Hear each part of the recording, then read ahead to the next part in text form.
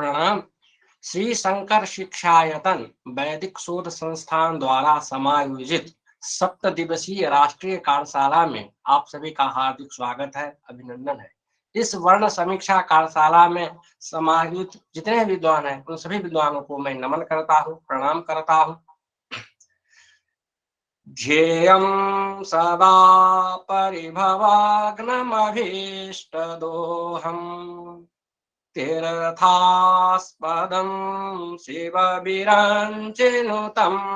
शरण्यं भृत्यार्तिहं प्रणतपालभवाब्धिपोतं वन्दे महापुरुषते चरणारविन्दं वन्दे महापुरुषते चरणारविन्दम्। आज के कार्यक्रम के वर्ण समीक्षा कार्यशाला के में आए हुए सभी विद्वानों को मैं हार्दिक स्वागत और अभिनंदन करता हूँ। आज बड़ा ही सौभाग्य का विषय है कि इस कार्यक्रम के अध्यक्ष पद को अलंकृत करेंगे परमादरणीय परम सम्मानीय गुरुवर आचार्य प्रोफेसर कृष्णकांत शर्मा जी। आप काशी हिंदू विश्वविद्यालय के संस्कृत विद्या एवं धर्म विज्ञान संकाय के पूर्व संकाय अध्यक्ष हैं। दर्शन शास्त्र और व्याकरण शास्त्र के आप प्रतिष्ठित और प्रसिद्ध विद्वान हैं। आप अनेक पुरस्कारों से पुरस्कृत हैं और आप अनेक ग्रंथ के ग्रंथकार हैं, लेखन आपने किया है। आपको मैं प्रणाम पूर्वक हार्दिक अभिनंदन स्वागत करता हूँ। आज के वक्ता के रूप में उपस्थित हैं हमारे मध्य परमादरणीय कुलदीप कुमार जी। आप हिमाचल प्रदेश केंद्रीय विश्वविद्यालय धर्मशाला के संस्कृत विभाग में सहायक आचार्य हैं। आप व्याकरण के और वेद के भी अद्भुत विद्वान हैं। आपने हमारे अनुरोध को स्वीकार किया और आप यहाँ पधारे हैं। आपका मैं हार्दिक अभिनंदन और स्वागत करता हूँ। आज के कार्यक्रम में परमादरणीय परम सम्माननीय शुक्ला सर है। आप श्री शंकर शिक्षायतन के समन्वयक हैं और जवाहरलाल नेहरू विश्वविद्यालय के संस्कृत विभाग में आप आचार्य हैं। आपको भी मैं प्रणाम पूर्वक हार्दिक अभिनंदन और स्वागत करता हूँ। इस कार्यक्रम में श्री शंकर शिक्षायतन न्यास के प्रबंध न्यासी परम आदरणीय मिश्रा मैडम का भी मैं हार्दिक अभिनंदन और स्वागत करता हूँ। आज जो यह कार्यशाला चल रहा है, कार्यशाला का द्वितीय दिवस है। आप सभी को मुझे आशा है कि ग्रंथ प्राप्त हो गया होगा और आदरणीय वक्ता भी उपस्थित हैं। यह जो वर्ण समीक्षा है यह भाषा शास्त्र का विषय है। इसमें अनेक विषयों को समाहित किया गया है। वर्ण मातृका इत्यादि से ग्रंथ यह प्रारंभ होता है और अनेक विषय इसमें समाहित हैं। आज का जो विषय है वाग विज्ञान है। इस विषय को पर बोलने के लिए हमारे मध्य परमादरणीय कुलदीप कुमार शुक्ल जी उपस्थित हैं। मैं आपसे अनुरोध करता हूं कि आप अपने व्याख्यान से हमें उपकृत करें।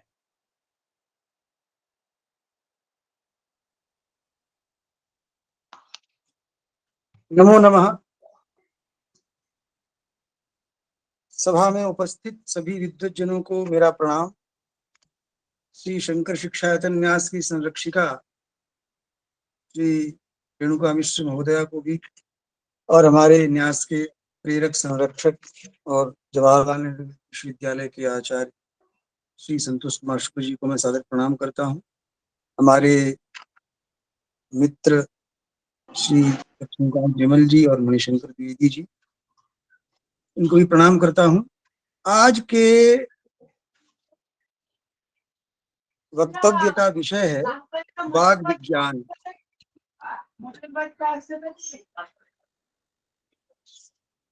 यो ब्रह्माणं विदधाति पूर्वं यो वेदांश्च प्रणोति तस्मै तद्वं हदेवमात्मबुद्धिप्रकाशं मुमुक्षुर्वै शरणमहं प्रपद्ये।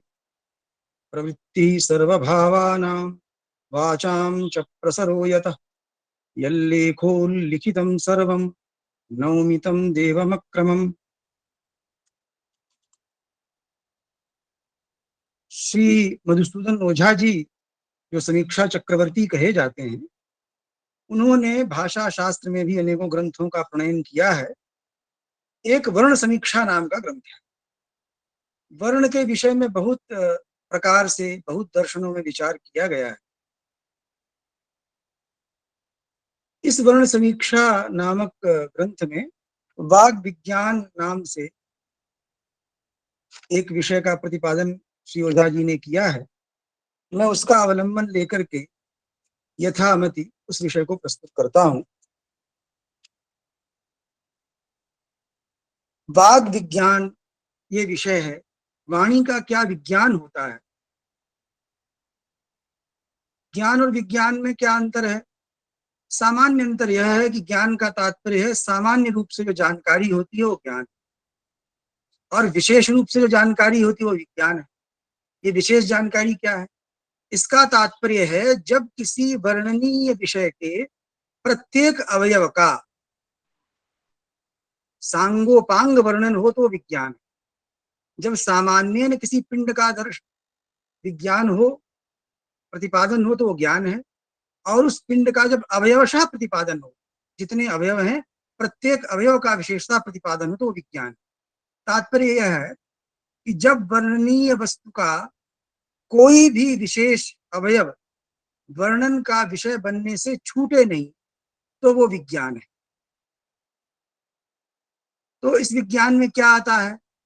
तो चूंकि अवयवशः वर्णन आवश्यक है, इसलिए अवयवशः वर्णन के लिए यह आवश्यक है कि जिस वस्तु का, जिस विषय का वर्णन किया जाए, पहले यह बताया जाए कि उस वर्ण विषय का, उस वस्तु का उपादान क्या है, उसका संगठन, उसका निर्माण किन किन अवयवों से होता है।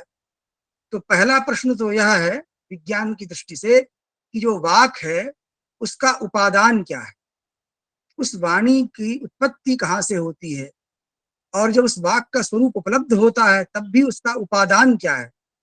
जैसे भवन का उपादान मिट्टी, पत्थर, शिला, गारा इत्यादि होता है, वैसे ही उसका उपादान क्या है वाक का, पहला विषय है। दूसरा विषय यह है कि वाक की जो अभिव्यक्ति होती है तो उसकी अभिव्यक्ति में निमित्त क्या बनता है। जैसे भवन का मृत्तिका इत्यादि, गारा, शिला इत्यादि उपादान है, लेकिन निमित्त बनता है शिल्पी।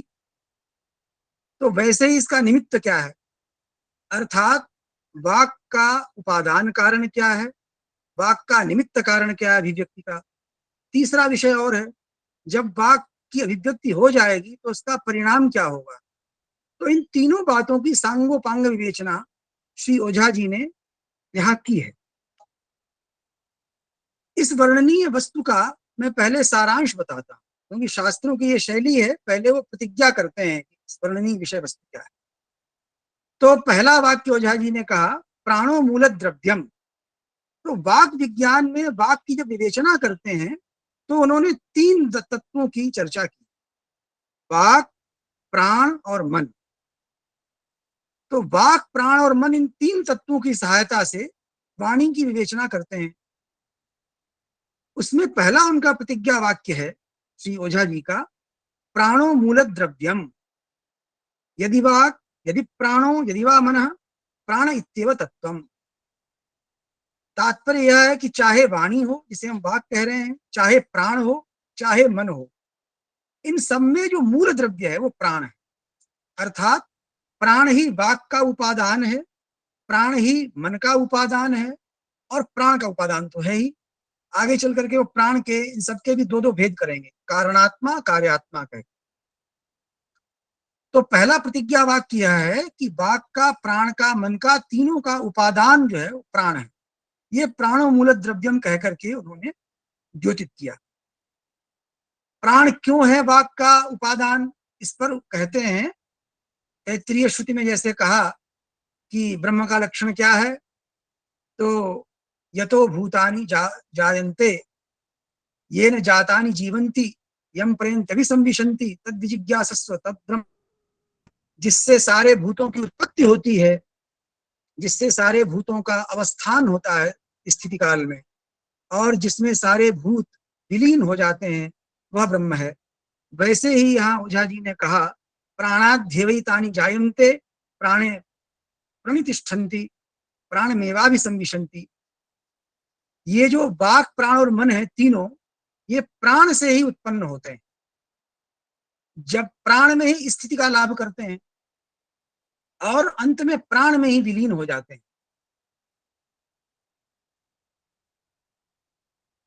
जैसे कि अगर हम देखें तो जब हम बोलते हैं तो प्राण ही वाणी के रूप में व्यक्त हो जाते हैं।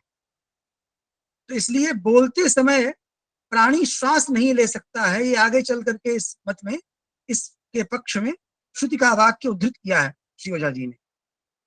बोलते समय मनुष्य श्वास नहीं ले पाता है अच्छे से, और जब श्वास लेता है पूर्णतः तब बोल नहीं पाता।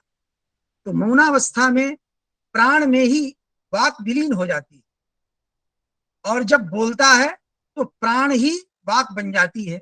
ये प्राण से वाक का उत्पन्न होना है।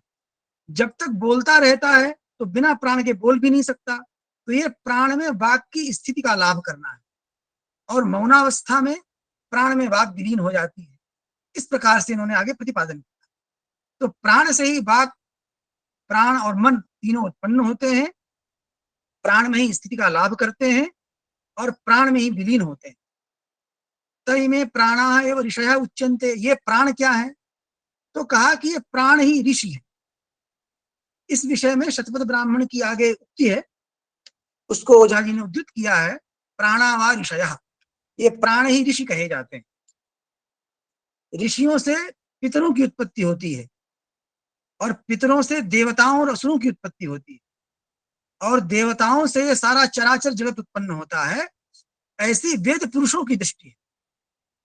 तैमे प्राणा एव ऋषयः उच्यन्ते। ऋषिभ्यः पितरः, पितृभ्यो देवासुराः, देवेभ्यस्तु सर्वमिदं चराचरं जगदुत्पद्यते इति वेद पुरुषाः पश्यन्ति। वेद के पुरुष जो हैं, वेद के प्रवक्ता ऋषि लोग, वो ऐसा दृष्टि उनकी है। ये प्रतिज्ञा वाक्य हुआ कि प्राण इनका इसलिए उपादान कारण है क्योंकि प्राण से ही वाक की, मन की उत्पत्ति होती है, प्राण में ही इनकी स्थिति होती है और प्राण में ही इनका विलय होता है। अब इन्होंने कहा कि प्राण के तीन विवर्त हैं संसार में, तेज, जल और अन्न। ये प्राण के विवर्त हैं, और इन्हीं तीन विवर्तों से वाक, प्राण और मन का संबंध है। ये प्राण जो है वो रई का सहचर है। रई अन्न है। प्रश्नोपनिषद इत्यादि के अनुशीलन से ज्ञात होता है कि वहां पर रई और प्राण नाम के दो तत्व बतलाए गए हैं। उनमें रई जो है अन्न है, प्राण का भोग्य है, प्राण उसका भोक्ता है। तो जहां जहां प्राण रहता है वो भोक्ता है, वहां वहां उसका भोग्य भी होगा, क्योंकि भोक्ता और भोग्य जो दो शब्द हैं वो परस्पर सापेक्ष हैं। जब हम कहते हैं भोक्ता तो उसका कोई भोग्य होगा, और यदि कोई भोग्य होगा तो कोई भोक्ता होगा। तो इसलिए रई और प्राण दोनों साथ साथ रहते हैं। इसलिए यहां पर इन्होंने कहा प्राणस्य रई सहचरस्य। रई का सहचर है प्राण, और इसके तीन विवर्त हैं, तेजः, आपः, अन्नम। इन तीनों में कहा कि तेजोमयी वाक यद्यपि सब में सब है, फिर भी वाक में तेज की प्रधानता है। और आपोमय प्राण, प्राण में आप, जल की प्रधानता है। अन्नमयम मनः, और मन में अन्न की प्रधानता है।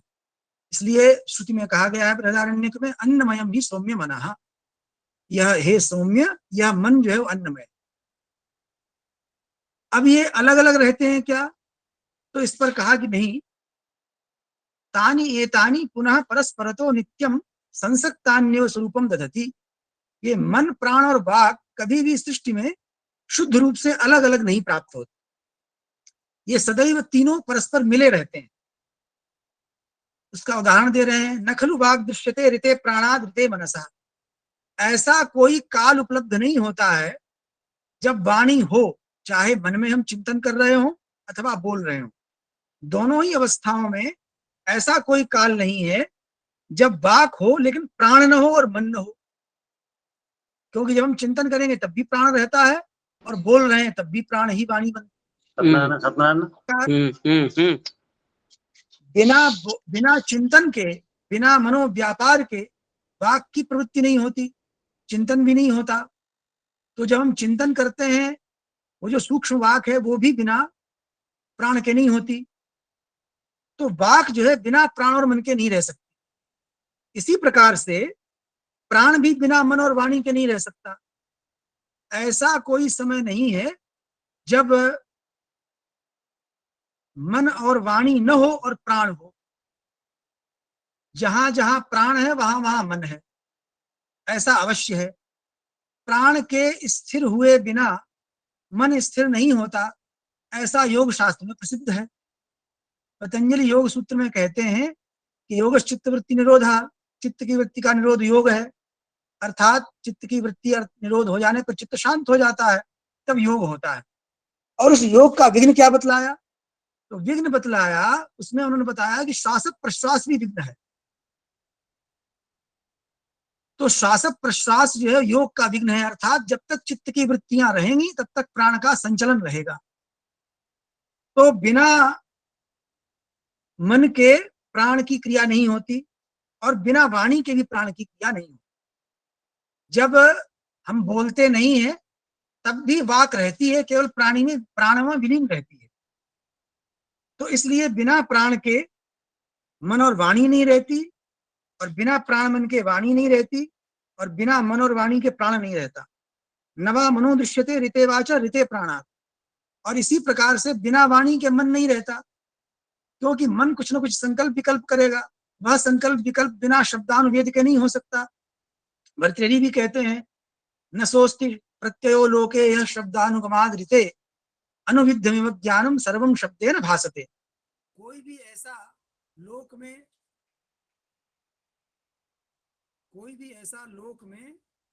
प्रत्यय नहीं है जो शब्द के अनुवेद के बिना, अर्थात जब भी हम कुछ ज्ञान हमको होता है उसके पीछे पीछे शब्द अवश्य रहता है, हम उसका अनुभव भी करते हैं, वो भी शब्दात्मक होता है, भले हम व्यक्त न करें, मन में रहता है। तो इसलिए अंत में इन्होंने कहा कि ये जो वाक प्राण मन, प्रश्न ये उठता है कि जब आप वाक विज्ञान बतलाने जा रहे हैं तो प्राण मन की चर्चा क्यों कर रहे हैं? तो इसका यह उत्तर है कि वाक की उपलब्धि बिना प्राण मन के नहीं होती। ये तीनों वाक प्राण और मन संसक्त रहते हैं, तीनों तीनों से मिले रहते हैं। कोई भी काल ऐसा नहीं है सृष्टि में जब तीनों की पृथक पृथक उपलब्धि होती हो। इसलिए कहा परस्पर प्रभवानी चैतानी परस्पर प्रलयानी च। मन वाक और प्राण परस्पर के उत्पत्ति स्थान है और परस्पर के विलय स्थान भी है। वाक प्राणादुत्तिष्ठते मनसश्च, प्राण से और मन से वाक की उत्पत्ति होती है। ये तो पाणिनीय शिक्षा में स्पष्ट कहा ही गया है। वाक की उत्पत्ति के प्रसंग में आत्मा बुद्ध्या समेत्यार्थान मनो युंक्ते विवक्षया। वाणी कब उत्पन्न होती है? जब हमको कुछ कहने की इच्छा होती है। तो इच्छा होती तो मन आ गया, मन कायाग्निमाहंति तत्प्रेरयति मारुतम। तो जब मन में कुछ कहने की इच्छा होती है तो ये मन है, और फिर प्राण के व्यापार से ही तो जब प्राण ऊपर को उठता है, उच्चारणम ऊर्ध्वम चारणम भवति यदा तदा उच्चारणम भवति। जब प्राण का ऊर्ध्वचारण होता है मन की प्रेरणा से, तो इसलिए वाक जो है प्राण से उत्पन्न होती है, ऊपर उठती है, और मन से भी। तो वाक और प्राण और मन दोनों वाणी के उत्पत्ति स्थान हुए। इसी प्रकार प्राणो मनसश्च वाचश्च, इसी प्रकार से मन और वाणी प्राण की उत्पत्ति स्थान हुए। जब बालक जन्म लेता है तो प्राणों की परीक्षा इसी प्रकार से होती है कि वो शब्द किया या नहीं। जब बालक रोता नहीं है तो माता पिता और सभी लोगों को बहुत चिंता होती है, चिकित्सक को भी, कि बालक जीवित है या नहीं। तो बालक बोलता है, वही पहले प्राण का चिन्ह है। तो प्राणो मनसश्च वाचश्च, वाणी से और मन से ही प्राण की उत्पत्ति होती है। मनोवाचश्च प्राणाच्च, और इसी प्रकार से वाणी और प्राण से मन की उत्पत्ति होती है। एवं इयं वाक् प्राणे विलीयते मनसि च, इसी प्रकार यह वाक चिंतन की अवस्था में प्राण में और मन में विलीन हो जाती है। प्राण मन में विलीन हो जाता है जब हम गहन चिंतन में डूबे होते हैं, तो प्राण रुक सा जाता है, और जब हम बोलते हैं तब भी प्राण की क्रिया नहीं हो पाती अच्छी तरह से, इसलिए प्राण भी मन में और वाणी में विलीन हो जाता है। मनोवाचिक प्राणे च, जब हम धारावाहिक बोलते हैं या धारावाहिक चिंतन करते हैं तो मन की भी एक प्रत्ययापन्नता होने से मन का भी प्राण में विलय होता है और वाणी में भी विलय होता है। तो इस प्रकार से मन भी वाणी और प्राण में विलीन हो जाता है। इतना कहने के बाद ये तो इनके प्रतिज्ञा वाक्य हुआ, तीनों परस्पर संसक्त हैं, इसका प्रतिपादन करने के बाद श्री ओझा जी भिन्न भिन्न मतों का उद्धरण करते हैं और उसी बात को भिन्न भिन्न प्रकार से भिन्न भिन्न श्रुतियों का उद्धरण देकर के कहते हैं। मैं उन मतों को क्रमशः उपस्थापित करता हूं संक्षेप। अत्र प्रत्यवतिष्ठन्ते, अब एक मत को उपस्थापित कर रहे हैं कि भाई छांदोग्य श्रुति में हमने पहले कह दिया कि तीनों तीनों से उत्पन्न होते हैं, तीनों तीनों में विलीन होते हैं। अब इस विषय में अनेकों मत अथवा अनेकों मतभेद हो सकते हैं, ऐसा दिखलाने के लिए जो जो श्रुतियां मतभेद का आधार हो सकती हैं, उन श्रुतियों का क्रमशः उद्धरण कर श्री ओझा जी भिन्न भिन्न मतों का उपस्थापन करते हैं और उनका फिर व्याख्यान करते हैं, विरोध का परिहार करते हैं, सामंजस्य की स्थापना करते हैं। तो पहली श्रुति इन्होंने उद्धरण की छांदोग्योपनिषद से, अन्नमयम ही सौम्य मनः, आपोमय प्राणः, तेजोमयी वाक्। ये जो छांदोग्योपनिषद में कहा है, यही श्री ओझा जी के इस प्रतिपादन का आधार है कि मन अन्नमय होता है, प्राण आपोमय होता है और वाक् तेजोमयी होता है। तो अब इन्होंने प्रश्न ये उठाया कि कोई ये पूछ सकता है कि आपने तो कह दिया तीनों तीनों से उत्पन्न होते हैं, तीनों तीनों में विलीन होते हैं, तीनों आपस में मिले रहते हैं, लेकिन ये जो छांदोग्य श्रुति है ये तो कह रही है कि अन्नमयम ही सौम्य मनः और आपोमय प्राण तेजोमयी वाक्। इसका तात्पर्य ये हुआ कि वाक् और प्राण उनका उपादान भिन्न है। फिर आप ये कैसे कह रहे हैं कि वाणी प्राण से उत्पन्न होती है, क्योंकि यहां तो कहा तेजोमयी वाक्। इसलिए इसका क्या उत्तर है? आप कैसे कह रहे हैं कि वाणी की उत्पत्ति का स्थान प्राण है, इस श्रुति में कहा गया तेजोमयी वाक्। इस पर ओझा जी उत्तर देते हैं, सत्यम, ये सत्य है, छांदोग्य श्रुति जो कह रही है वो सत्य है। तिस्रः एता भूत देवता भवन्ति तेजो बन्नानि, ये तीनों ही देवता होते हैं, तेज, अप और अन्न, लेकिन ये तीनों ही प्राण से उत्पन्न होते हैं। अब इसमें कौन सी श्रुति का आधार है? तो इस श्रुति के विरोध का परिहार करने के लिए श्री ओझा जी दूसरी श्रुति का ही आश्रय लेते हैं और वो शतपथ ब्राह्मण का वचन उद्धृत करते हैं, असद्वाइदमग्रे आसीत। शतपथ ब्राह्मण में कहा है कि सृष्टि के सबसे प्रारंभ में असत ही था। तो प्रश्न ये है कि असत का तात्पर्य क्या शून्य है? यदि शून्य है अर्थात कुछ नहीं है, तो कुछ नहीं से उत्पन्न गए सृष्टि हो जाएगी। इस पर प्रश्न किया, किम तद असद आसीत। आसीत कहने से ज्ञात हो रहा है कि ऋषि का तात्पर्य शून्य नहीं है, तो हम ये नहीं कह सकते कि शून्य था और था। यदि था कह रहे हैं तो कुछ तो था, तो उसको शून्य नहीं कह सकते। इसका तात्पर्य यह है कि यहाँ जो असत शब्द है वो अभाव के अर्थ में व्यक्त नहीं हुआ, अभाव के अर्थ में प्रयुक्त नहीं हुआ है। यहाँ असत का अर्थ है जो अव्यक्त है। तो वो असत क्या है? तो इस पर उत्तर फिर से स्पष्ट रूप से दे रही है श्रुति शतपथ ब्राह्मण में, ऋषयो भावतेग्रे असद आसीत। ये जो कह रहे हैं कि सृष्टि के सबसे प्रारंभ में असत ही था, तो असत का अर्थ अभाव नहीं है, असत का अर्थ है ऋषि। ये अव्यक्त जो असत रूप ऋषि ही थे पहले। ये ऋषि क्या है? क्या ये जो विश्वामित्र वशिष्ठादि जो पुम विग्रहधारी स्त्री विग्रहधारी ऋषि ऋषिकाएं ये या नहीं? प्राणावा ऋषयः।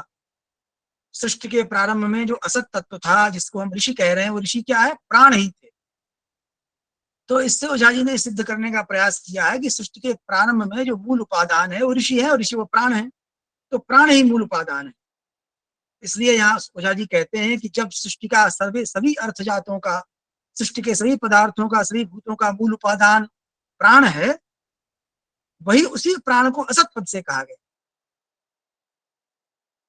इसलिए यहाँ पर प्राण का असत पद से ग्रहण किया गया है और वो प्राण जो है सबका उपादान है।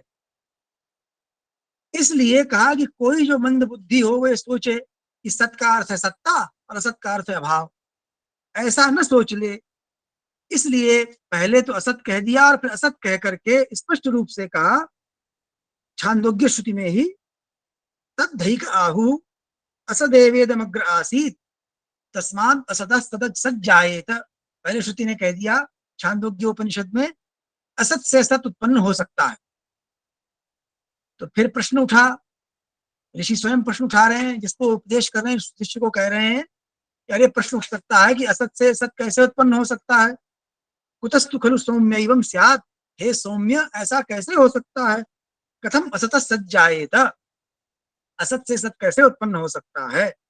इसलिए कहा तदेव सौम्यदमग्र आसीत। इसलिए असत पद से जो कहा जाने वाला प्राण है उसी को असत पद से कहा जा रहा है, और उसका अर्थ अभाव नहीं, अर्थात उसी को कहीं असत पद से कहते हैं, कहीं सत पद से कहते हैं। इसलिए जिसको कहीं असत पद से कहा उसी प्राण को अभावात्मक न होने से यहां सत पद से कहा जाता है। तो चूंकि प्राण सबका मूल उपादान हुआ, तो इससे यह भी सिद्ध हुआ कि प्राण ही तेजोमय है, और वो किसी निमित्त से वाणी बन जाता है तब उसको हम वाक कहते हैं, और किसी निमित्त से जल बन जाता है तो हम उसको आपोमय कहते हैं, और किसी निमित्त से प्राण बन जाता है तो उसको प्राणख्याति, प्राण रूप से प्रसिद्ध होता है, उसको प्राण कहते हैं। और वही जब अन्नमय हो जाता है तो अन्न के निमित्त से मन रूप में परिणत हो जाता है। इस प्रकार प्राण से अभिन्न ही तेज जल और अन्न है, और इसलिए तेज जल और अन्न से अभिन्न होने से जो वाक प्राण और मन है वो भी प्राण से अभिन्न है, क्योंकि जो वस्तु जिससे अभिन्न होती है उससे जो अभिन्न होता है वो उस मूल से अभिन्न होता है, ये सिद्धांत है।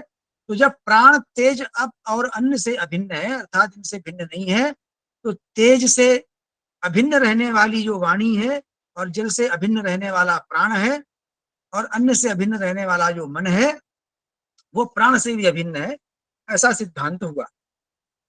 ये एक मत का उपस्थापन करके उस रहस्य, उस विरोध का उपसंहार किया।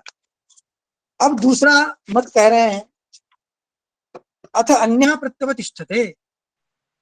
अब अन्य कोई ऐसा कह रहा है कि त्रीन्यात्मने अकुरुत, ये भी श्रुति है, मनोवाचम प्राणम, आत्मा के लिए तीन की सृष्टि की गई, मन की, वाणी की और प्राण की। एतन्मयो वा अयम आत्मा, यह आत्मा तीन तत्वों वाला है, वांगमय, मनोमय, प्राणमय। आत्मा वांगमय है, मनोमय है और प्राणमय है। और इस वाणी का शरीर क्या है तो बतलाते हैं, तस्यैव वाच पृथ्वी शरीरम ज्योति रूपम अयम अग्नि। उस वाणी का यह पृथ्वी शरीर है, और ज्योति रूप ये जो अग्नि है पृथ्वी पर पाई जाती है, ये इसका रूप है। इसलिए तद यावत्येव वाक् तावती पृथ्वी तावान अयम अग्नि, क्योंकि पृथ्वी पर अग्नि की उपलब्धि होती है, तो जितनी वाक है उतनी ही पृथ्वी है, और जितनी पृथ्वी है उतना ही अग्नि है। अथैतस्य मनसोद्यौ शरीरम, और मन का जो द्युलोक है, जो सूर्य जहाँ होता है वो शरीर है, और उसकी ज्योति का रूप जो आदित्य है वो मन का रूप है। तद यावदेव मनः, इसलिए जितना मन है उतनी ही उतना ही द्युलोक है, और तावान असाव आदित्य, उतना ही आदित्य है। तव मिथुनम समयिताम, इसलिए मन और वाणी इनका मिथुन हुआ, जोड़ा हुआ, और मन और वाणी के जोड़े से प्राण उत्पन्न हुआ। तव मिथुनम समयिताम ततः प्राणो जायत, वाणी और मन के जोड़े से प्राण की उत्पत्ति हुई, और उसी प्राण को स इंद्र, इंद्र कहा जाता है। अथैतस्य प्राणस्य आपः शरीरम, जिस प्राण को हम चेतना का आधार मानते हैं शरीर आदि में, उस प्राण का शरीर क्या है? जल। इसीलिए अन्न इत्यादि के न खाने पर भी, केवल जल पीते रहने पर भी अनेक समय तक बहुत समय तक प्राण बना रहता है। इसलिए प्राणों के रहने के लिए जल की अधिक आवश्यकता होने से अथैतस्य प्राणस्य आपः शरीरम, इस प्राण का जल शरीर है। ज्योति रूपमसौ चंद्र, और प्राण का ज्योति रूप कौन है? चंद्रमा। वो चंद्रमा भी आपो में होने से ज्योति रूप बतलाया प्राण का।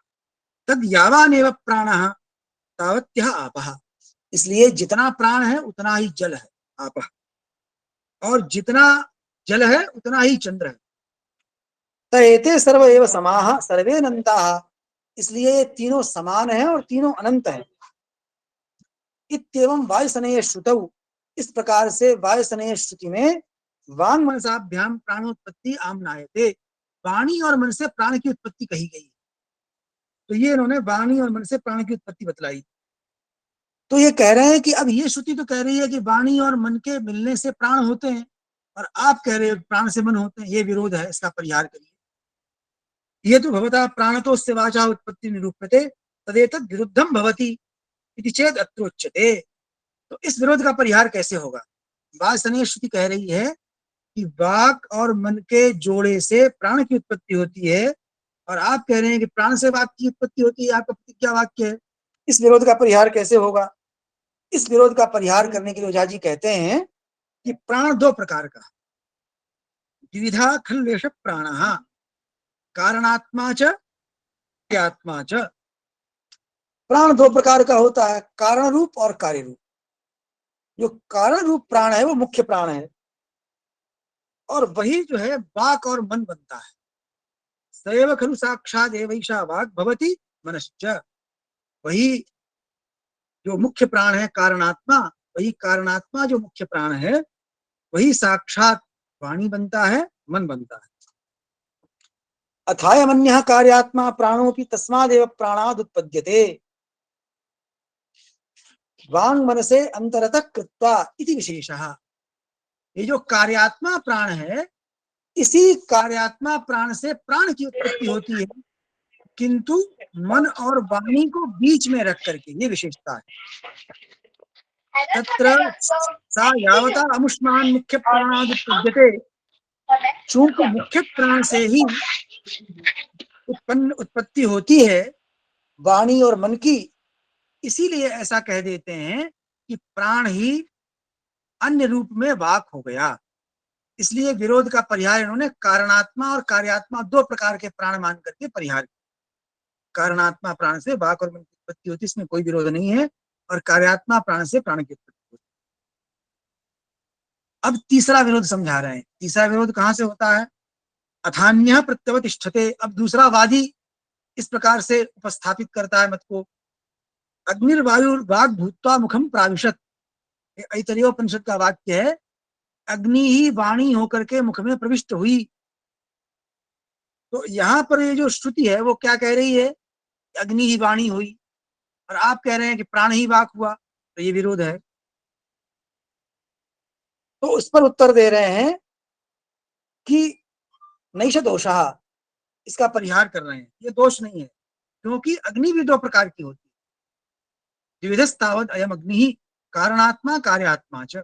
कारण रूप अग्नि और कार्य रूप अग्नि। इसमें क्या प्रमाण दिया? तो इसमें इन्होंने प्रश्नोपनिषद का एक वाक्य उद्धृत किया है, तत्र प्रजा कामो वै प्रजापति तपस्तप्त्वा मिथुनम उत्पादयते रयिं च प्राणं च एतौ में बहुधा प्रजा करिष्यतः। जब प्रजापति को प्रजा उत्पन्न करने की इच्छा हुई, तो उन्होंने तपस्या का आचरण करके रई और प्राण नाम के दो जोड़े की उत्पत्ति की, ये सोच करके कि ये जो रई और प्राण है, ये दोनों मिलकर के हमारी प्रजाओं को खूब बढ़ाएंगे।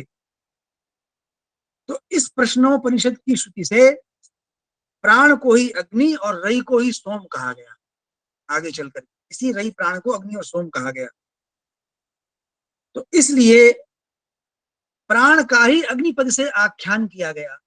इसलिए अगर हमने ये कहा कि प्राण मूल प्राण से वाक हुई और यहाँ कहा कि अग्नि से वाक हुई, तो कोई विरोध नहीं, क्योंकि जो प्राण है वो अग्नि रूप है और जो रई है वो सोम रूप है।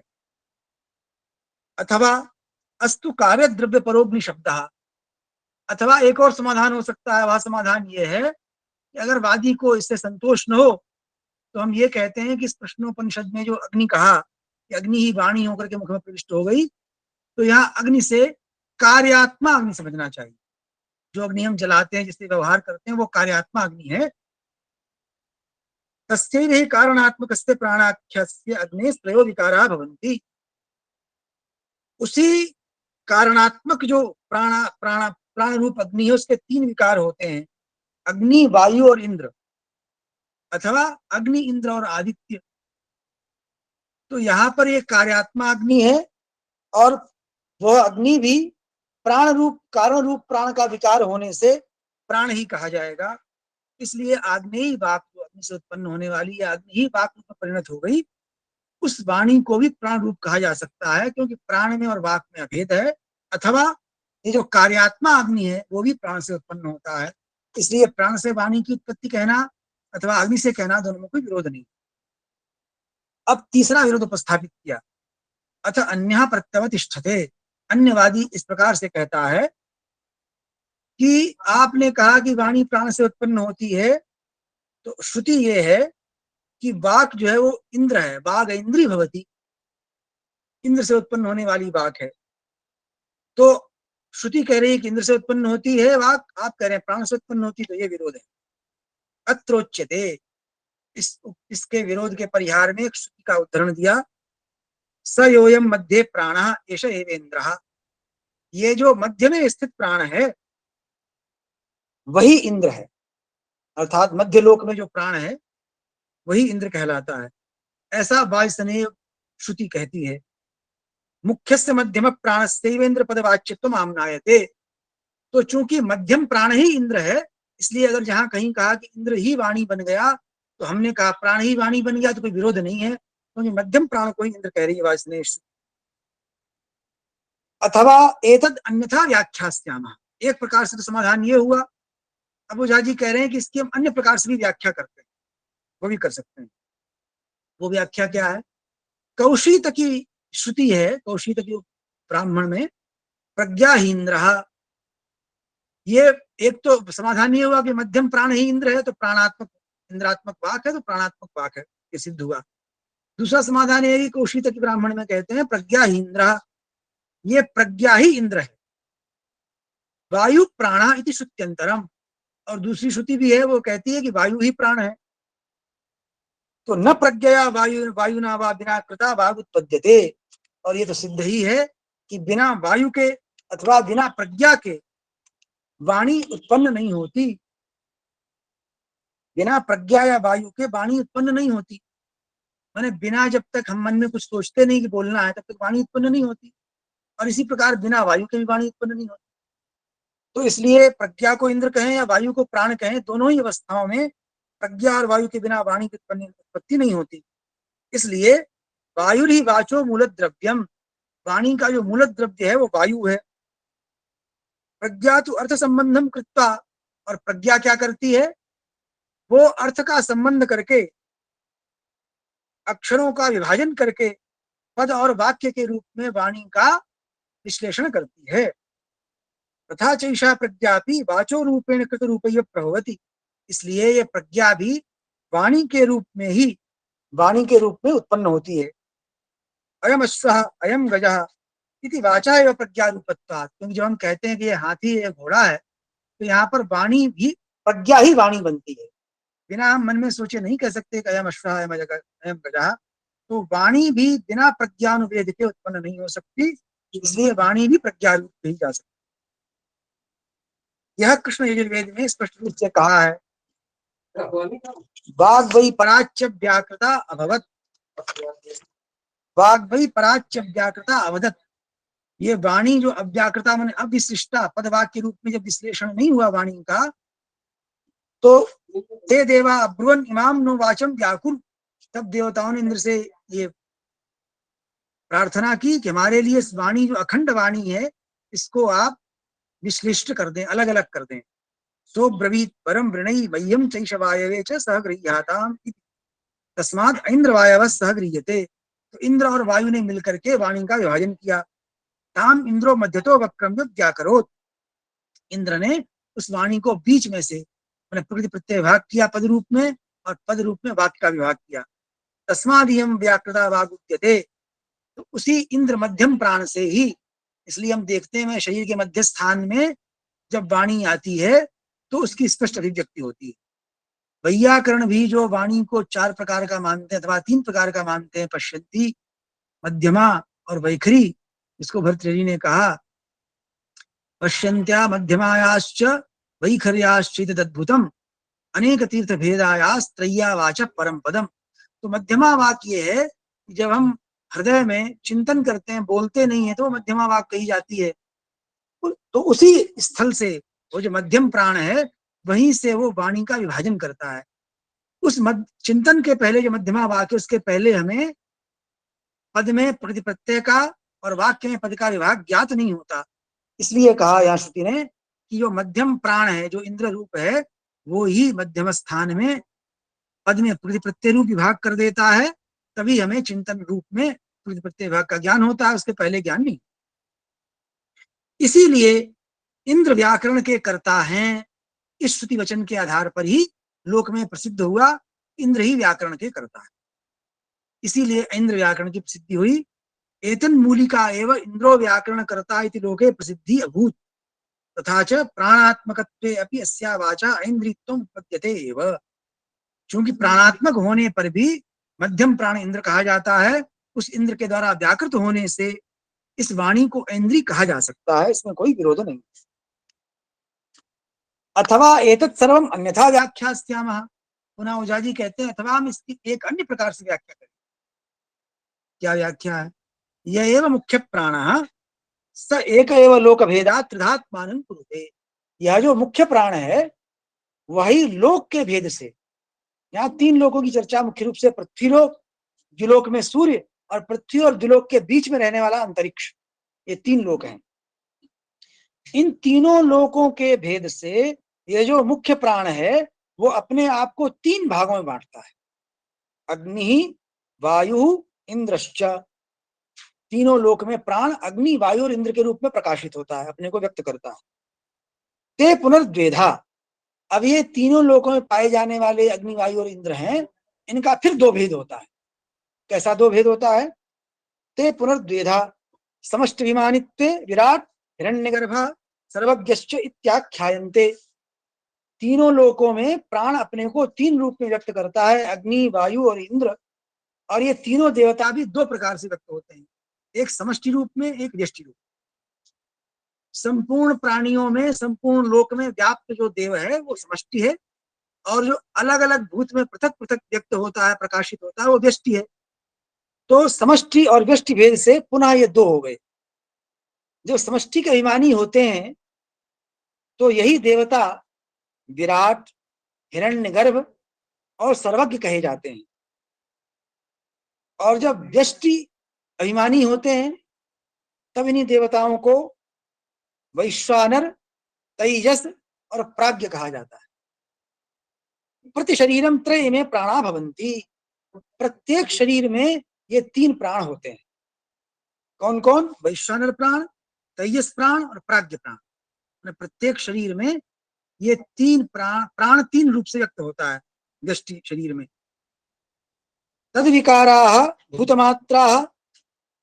और इन्हीं प्राणों के विकार हैं सारे भूत उत्पन्न होते हैं। वाक्च तेजोमयी तासाम प्रधानम। तो इस प्राण से उत्पन्न होने वाले जितने भूतों की मात्राएं माने परिमाण हैं, उन सभी भूतों में वाणी की प्रधानता है। वाक्च तेजोमयी तासाम प्रधानम। तेजस प्राण जो है वो वाक रूप है,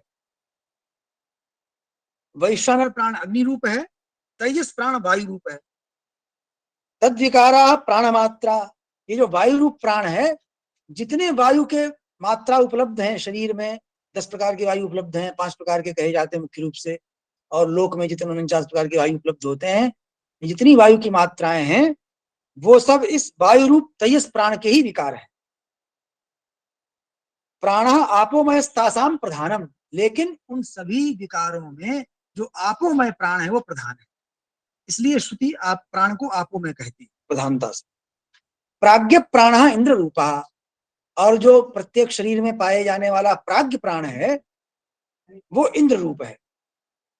तद विकारा प्रज्ञा मात्रा। जितनी प्रज्ञा की मात्राएं हैं, प्रज्ञा के जितने भिन्न भिन्न मात्राओं से भिन्न भिन्न रूप उदित होते हैं, वो सब इसी प्राज्ञ प्राण के विकार हैं। मनस्तु अन्नमयम तासाम प्रधानम। प्राज्ञ प्राण के जितने विकार हैं उनके मध्य में अन्नमय मन प्रधान है। प्रधान व्यपदेशा भवन्ति। चूंकि ये सिद्धांत है कि एक पदार्थ में अनंत धर्म होते हैं, लेकिन एक नाम से उन अनंत धर्मों का आख्यान नहीं हो सकता, इसलिए एक द्रव्य के अनंत नाम भी हो सकते हैं, अनंत धर्म भी होते हैं। तो अनंत धर्म होने से एक एक धर्म का प्रकाशन करने के लिए एक एक नाम, तो प्रत्येक द्रव्य के अनंत धर्म होने से अनंत नाम हो सकते हैं। इसीलिए इन्होंने कहा कि प्राज्ञ प्राण के अनेकों भेद हैं, लेकिन आपो अन्नमय जो मन है वो उसका प्रधान विकार है, इसलिए प्रधान होने से मन को अन्नमय कहा जाता है।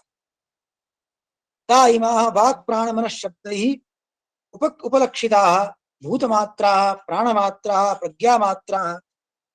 तो वाणी से उपलक्षित होने वाली जितनी भूत मात्राएं हैं और प्राण से उपलक्षित होने वाली जितनी प्राण मात्राएं हैं, प्रज्ञा से उपलक्षित होने वाली प्रज्ञा मात्राएं हैं, ये परस्पर मिली जुली रहती हैं, एक दूसरे में अपने रूप को समर्पित करती हैं, इसलिए तीनों तीनों से अलग नहीं होती। ऐसा नहीं हो सकता कि दो से भिन्न होकर के कोई अकेला प्रकाशित हो जाए।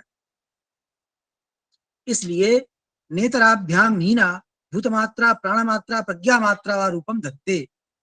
ऐसा नहीं हो सकता कि किसी एक अग्निवायु इंद्र में से किसी एक से युक्त होकर के और दो से हीन होकर के भूत मात्रा प्राण मात्रा और प्रज्ञा मात्रा अपने रूप को प्राप्त कर। इसलिए सारी भूत मात्राएं प्रज्ञा मात्रा में अर्पित हो जाती है और जितनी प्रज्ञा मात्राएं प्राण मात्रा में अर्पित होती है, प्राण मात्राएं प्राण में अर्पित होती हैं। ये सब कहां से बतलाया जा रहा है? ये शंका हो सकती है। तो ओझा जी कहते हैं आमनाथम चैतत सर्वम विस्तरता कौशितकीय श्रुतौ। कौशितकी श्रुति में ये सब विस्तार से कहा गया है, मैंने संक्षिप्त से कहा। भूतमात्रायाः प्रज्ञामात्रासु अर्पितत्वात् प्रज्ञायाश्चेन्द्रत्वात् ऐन्द्रीति व्यपदेशः। भूत मात्राएं प्रज्ञा मात्रा में अर्पित हो जाती हैं और प्रज्ञा जो है वो इंद्र रूप ही है, इसलिए वाणी को भी ऐन्द्रिय कहा गया है। सर्वे पेते प्राणा एव, इसलिए ये सब कुछ प्राण ही है। न प्राणजन्यत्वम परिह्यते, इसलिए भूत प्रज्ञा इत्यादि जो मात्राएं हैं इन सभी का प्राण से उत्पन्न होना किसी भी प्रकार से हीन नहीं होता, खंडित नहीं होता। अथवा एतद अन्यथा व्याख्यास्यामः। ओझा जी कहते हैं अथवा हम इसकी अन्य प्रकार से व्याख्या कर देंगे। वाग इत्येकम इंद्रियम, अथवा ये मत व्याख्या हम करते हैं इस प्रकार से कि ये वाणी जो है एक ही इंद्रिय है, वाणी ही एक इंद्रिय है और जहां इंद्रिय है वहां इंद्र है। न चेन्द्रियत्वम अंतरेण इंद्र संबंध संभाव्यते, और इंद्रिय के बिना इंद्र का संबंध नहीं हो सकता। जहां जहां इंद्रिय है वहां वहां इंद्र है, जहां जहां इंद्र है वहां वहां इंद्रिय है। पाणिनि का तो बहुत प्रसिद्ध सूत्र है इस विषय में, बहुत लंबा, इंद्रियम इंद्रलिंगम इंद्रजुष्टम इंद्रदत्तम करके। इंद्र के द्वारा, इंद्र का लिंग है इंद्रिय, इंद्र के द्वारा जुष्ट है, इंद्र के द्वारा अर्पित है, इंद्र के द्वारा दत्त है, ऐसा एक लंबा सूत्र है पाणिनि। तो इंद्रिय का संबंध इंद्र से होगा अवश्य। तस्माद इंद्रिय वाक, तो वाक इंद्रिय है और इंद्र का संबंध इंद्रिय से है, इसलिए वाक को इंद्रिय कहा जा सकता है। ये व्याख्या भी संभव है। इंद्रश्च ज्ञानाधिकरणम आत्मा, दूसरी बात यह भी है कि इंद्र क्या है? आत्मा ही इंद्र है। वो आत्मा क्या है? ज्ञानाधिकरण है। जहां ज्ञान रहता है, सारा ज्ञान संचित होता है, सारा ज्ञान आश्रय लेता है, वो आत्मा है। तो इंद्र ही आत्मा है और आत्मा ही प्राण है, क्योंकि श्रुति पहले कह चुकी है कि आत्मा प्राणमय है, वांगमय है, मनोमय है। आत्मा ही प्राण, ततो ये ऐसा उत्पद्यते, और आत्मा प्राण है और प्राण से वाणी उत्पन्न होती है। इसलिए तस्मात् ऐन्द्रिय सती प्राणजन्या भी होती, इसलिए वाणी ऐन्द्रिय होते हुए भी प्राणजन्य हो सकती है, प्राणजन्य होती है। एवं अयम आत्मा, इसलिए यह जो आत्मा है बुद्ध्या पूर्वम अर्थान समर्थ्य विवक्षया मन प्रयुंक्ते तन्मना कायाग्निमाहंति स वायुं प्रेरयति वायुरुत्थाय स्थान विशेषेषु आहन्यमानो वर्णोत्पत्तये प्रकल्पते। ये पाणिनि शिक्षा का ही अथवा ऋक्तंत्र का ही अभिप्राय उद्धृत किया है श्री ओझा जी ने। यह आत्मा पहले पहले बुद्धि से निश्चित करती है कि हमें क्या अर्थ बोलना है दूसरे को समझाने के लिए, फिर वो मन को नियुक्त करती है कि चलो अपना काम करो। तब मन जो है शरीर में रहने वाली अग्नि को प्रेरित करता है, उस अग्नि से उष्ण हुई वायु ऊपर को चलती है, वही वायु स्थान विशेषों में आघात लग करके वर्ण के रूप में उत्पन्न होती है। इस प्रकार से इस अग्नि के व्यापार से ही ये वायु प्राण वर्ण उत्पन्न होता है, वाक उत्पन्न होती है। इसलिए अग्नि के व्यापार से वायु ऊपर उठती है, वायु वाक बनती है, इसलिए हम वाक को आग्नेयी भी कह सकते हैं, इसमें कोई समस्या नहीं। प्राणो ही वायुर्भूत्वा नासिके प्राविशत। एक ऐसी श्रुति भी है जो कहती है कि प्राण ही वायु होकर के नासिका में प्रवेश कर गया। इस श्रुति से प्राणात्मकादियम वायुरुत्पद्यते, प्राणात्मक वायु से वाक उत्पन्न होती है, इसलिए प्राणजन्या एवं वाक, इसलिए वाक को प्राणजन्या कहा जा सकता है। इस प्रकार मानने से सर्वम समंजसम, ये सब कुछ है तो समंजस है, इसमें कोई विरोध नहीं है। अथवा स्पष्ट मामनायते, अथवा कहा कि इन सब व्याख्याओं से किसी वादी को संतोष न हो, वो कहे कि आप तो खींचतान कर रहे हो, इधर की बात उधर, उधर की बात इधर, तो स्पष्ट बतलाइए। तो ओझा जी कहते हैं ये तो हमारी युक्तियां हुई, समझाना हुआ, किसी मंद बुद्धि को न समझ में आए अथवा कोई वादी अड़ जाए तो वह कहे कि स्पष्ट वचन बताओ। तो उसके लिए अथवा स्पष्टमामनायते वेदे वाच प्राणजन्यत्वात् प्राण तादात्म्यम, कहा कि एवं ऐतरेय श्रुति को स्पष्ट रूप से उद्धृत करते हैं जिसमें वाणी को प्राण से उत्पन्न कहा गया है, और प्राण से उत्पन्न होने से वाणी जो है प्राण से तादात्म्य को आपन्न कही जा सकती है। क्या श्रुति है? एक सुपर्णः स समुद्रम आविवेश स इदं विश्वं भुवनं विचष्टे तम पाकेन मनसा पश्यमन्तितः तम मातारेढ़ि सौरेढ़ि मातरम। ये वचन इतना स्पष्ट है कि अब किसी संदेह का अवकाश नहीं रहता, संदेह की स्थिति नहीं रहती। यहाँ क्या कहा कि वाक प्राण में प्रवेश कर गया, प्राण वाक में प्रवेश कर गया। तम मातारेढ़ि सौरेढ़ि मातरम। अत्र वाक प्राणयो परस्पर शरीरानुप्रवेशः, वाक प्राण के शरीर में प्रविष्ट हो गई और प्राण वाक के शरीर में प्रविष्ट हो गया। श्रुति ने कह दिया, कैसे मान लिया जाए इसको समझाते हैं, स्पष्ट रूप से। मौनावस्थायां वाचा प्राण रूपत्वावसायाः, वाणी प्राण में विलीन हो गई, ये समझाने के लिए उदाहरण दिया मौनावस्थायां। जब हम बोलते नहीं है, चुपचाप रहते हैं मौनावस्था में, तो वाणी तो वहां है नहीं, तो वाणी कहाँ गई? तो वाणी प्राण में विलीन हो गई। भाषणावस्थायाम, जब हम बोलना प्रारंभ कर रहे हैं तब प्राण कहाँ गया? तो कहा कि प्राण वाणी के रूप में परिणत हो गया।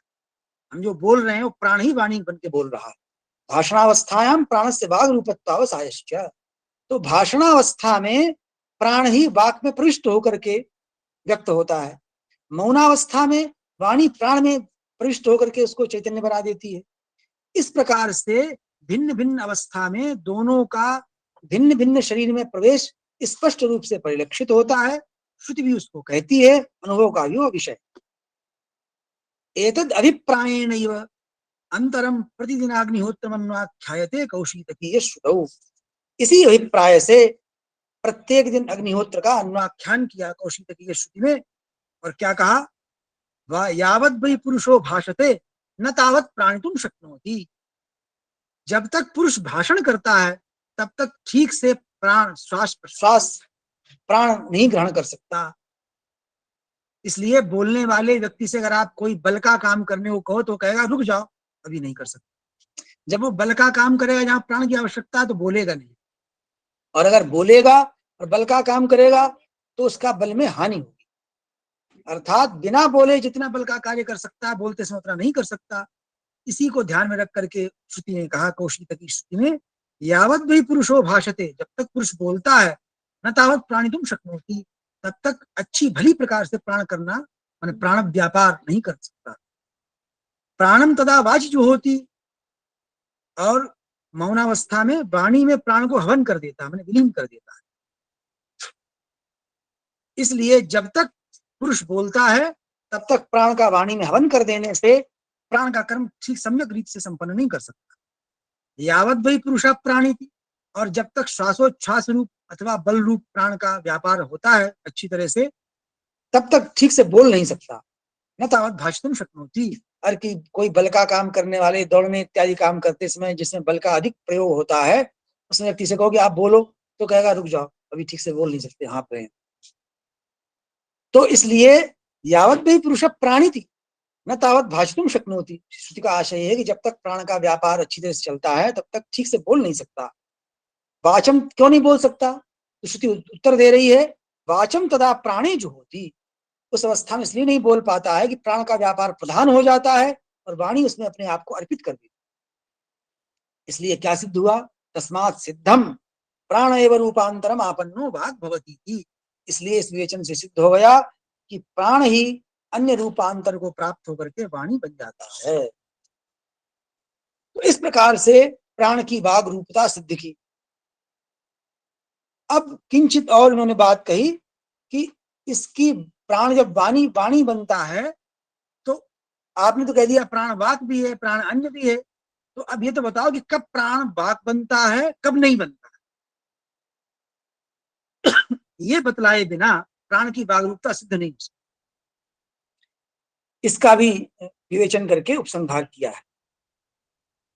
तो जिन धर्मों के प्राण में बो देने से, वपन कर देने से प्राण वाक बनती है और जिनके हट जाने से प्राण वाक नहीं बनती है, उनको अब बतला रहे हैं।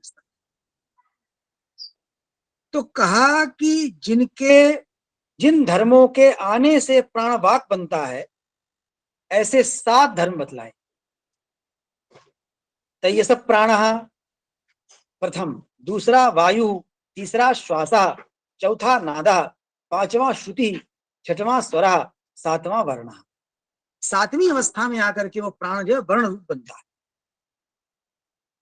तो प्राण से वाक बनने में ये 7 अवस्थाएं आती हैं, तो अंत में वर्ण बनता है। ये ओझा जी का विवेचन है। मैं समझता हूँ ये विवेचन प्रायः स्पष्ट रूप से इस प्रकार से कहीं शायद नहीं कहा गया। यदि कोई विद्वान को प्राप्त हो तो बतलाए। मैं समझता हूँ कि समीक्षा की दृष्टि से ये इनका एक अभिनव योगदान कहा जा सकता। पहला तो ये सब प्राण है जो वर्णोत्पत्ति का पहला उपादान है, क्योंकि शरीर में जो ब्रह्म ग्रंथ स्थान है, मूलाधार है, उसमें प्राण जो है प्रकृति से स्थित होता है, तब उसे प्राण कहते हैं। वहां पर मूलाधार में प्राण मूल रूप से रहता है। अभी प्राण ऊपर उठा नहीं है, केवल केवल स्थित है। जब शरीर की अग्नि से संयोग होता है तब प्राण में क्षोभ होता है, तब वो ऊपर चलता है, तब उसे हम वायु कहते हैं। माने उच्चारणोपयोगी, वाणी के उत्पत्ति के उपयोगी जो वायु है उसको हम वायु कहते हैं उच्चारण प्रक्रिया में। कब वायु कहते हैं?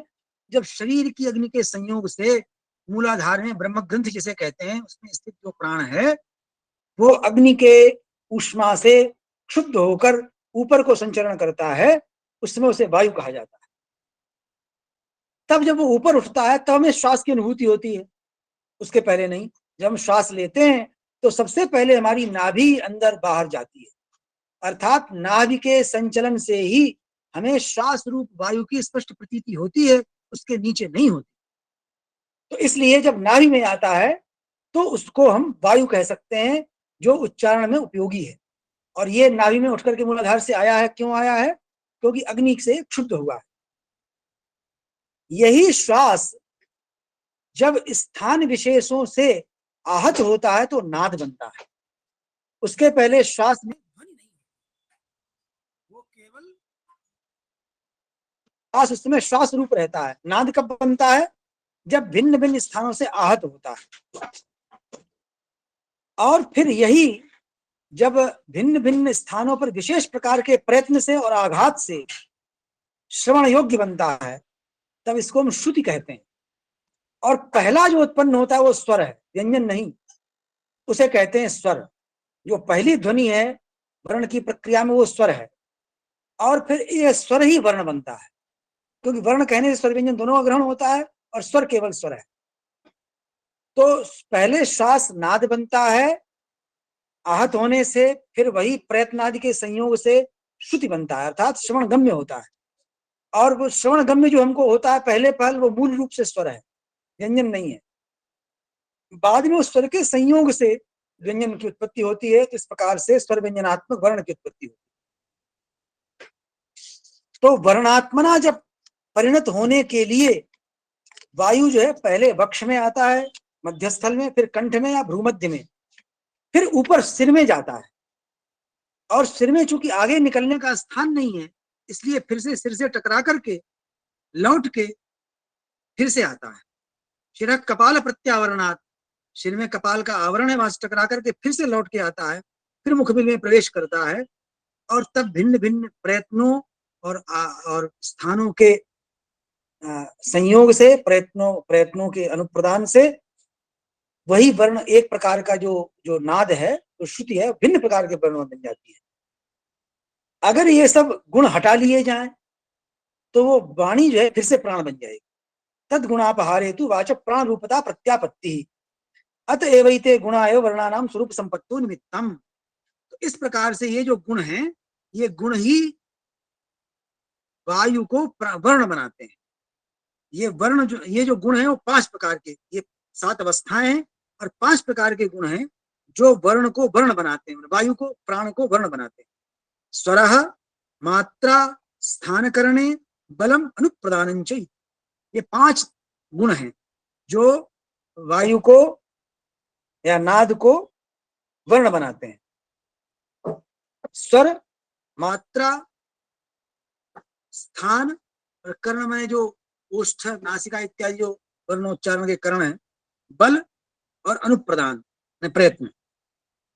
ये कहां से कहा जा रहा है सब, ये शंका हो सकती है। तो इसके समाधान के लिए कहते हैं तथा चोक्तम ऋक् तंत्रे, ऋक् तंत्र में कहा गया है, ऋक् तंत्र का उदाहरण दिया।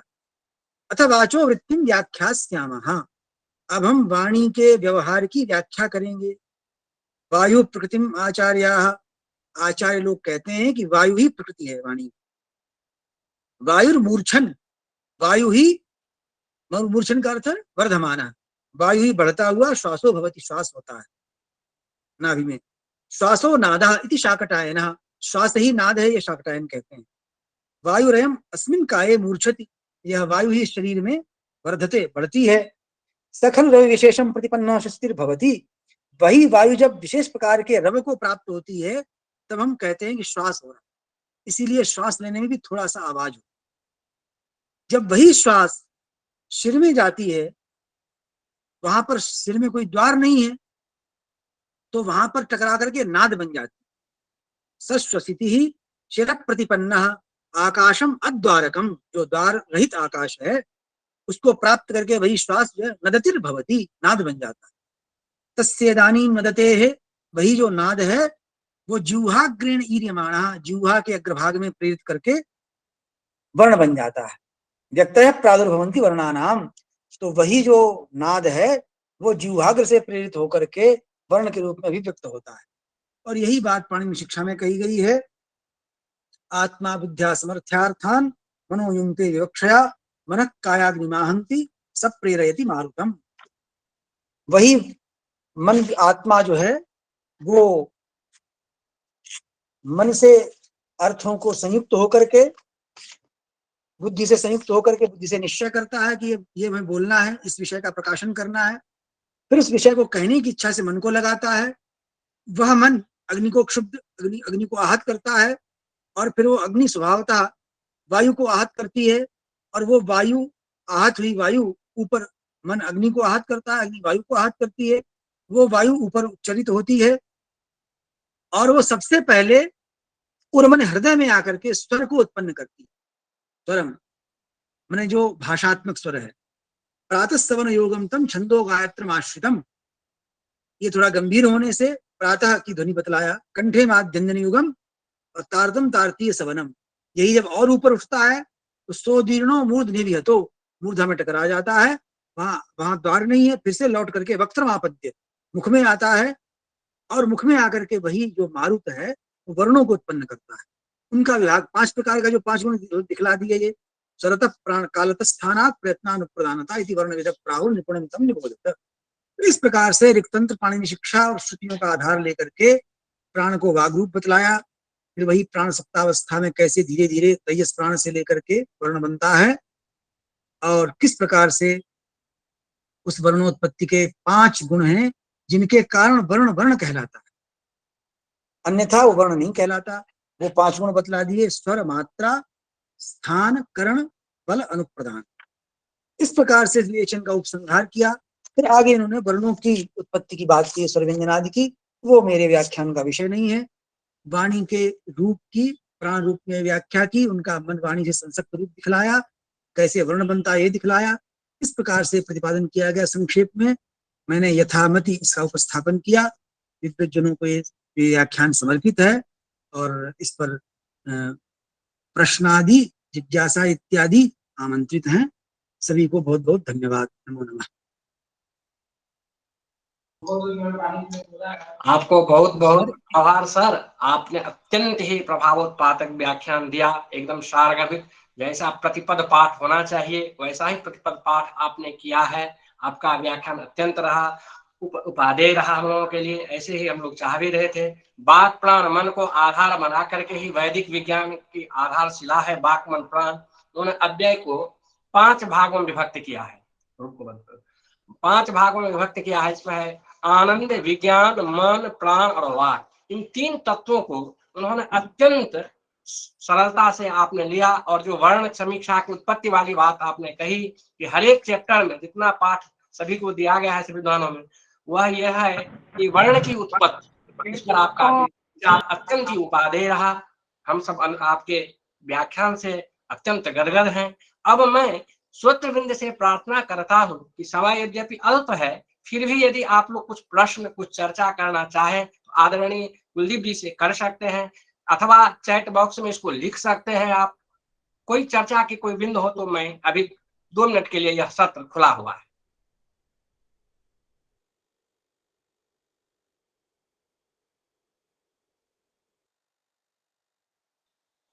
मैं समझता हूं कि व्याख्यान अत्यंत सरल था, सहज था, इसीलिए कोई प्रश्न नहीं है। अब मैं अग्रिम वक्ता के रूप में आदरणीय शुक्लाचार्य से निवेदन करता हूं कि आप अपने उद्बोधन से हमें उपकृत करें। आपका व्याख्यान अत्यंत ही सरल, सहज और स्पष्ट होता है, जिससे श्रोतृवृंद को और मुझे भी बहुत लाभ मिलता है। मैं आपका सर हार्दिक स्वागत करता हूं, प्रणाम करता हूं। आप अपने उद्बोधन से इस कार्यशाला को गौरवमयी बनाने में अपना योगदान दीजिए। यां मेधां देवगणाः पितरश्च उपासते तया मामद्य मेधया अग्नि मेधाविनं कुरु।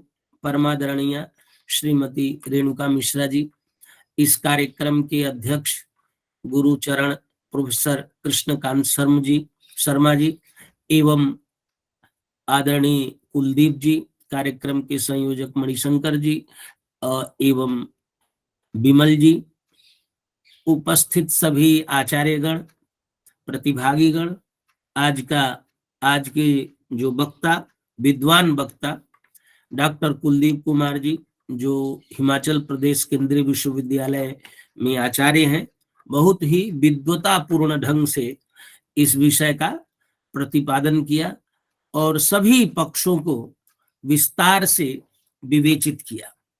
और क्योंकि वर्ण समीक्षा इस ग्रंथ का नाम है, तो वर्ण की उत्पत्ति का स्थान क्या है, वर्ण कहाँ से उत्पन्न हुए, और उसी वर्ण को समझने के लिए वाक विज्ञान को हम लोगों ने समझा कि वाक विज्ञान के माध्यम से ही वर्णों को समझा जा सकता है।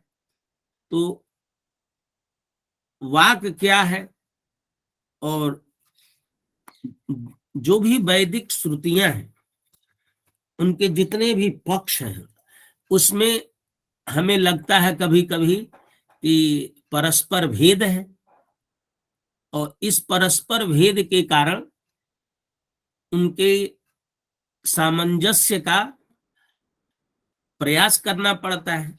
इसी के लिए विद्वता की जरूरत पड़ती है कि किस प्रकार से जो श्रुतियां एक दूसरे से विरुद्ध लग रही हैं उनका सामंजस्य कैसे बैठाया जाए।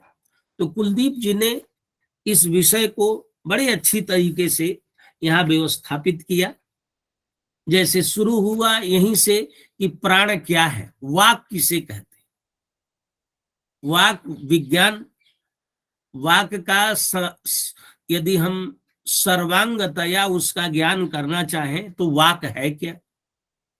तो कहा वाक को जानने के लिए प्राण जानना पड़ेगा। कहा क्यों प्राण जानना पड़ेगा। कहा प्राण मूल द्रव्य है, प्राणो मूल द्रव्य।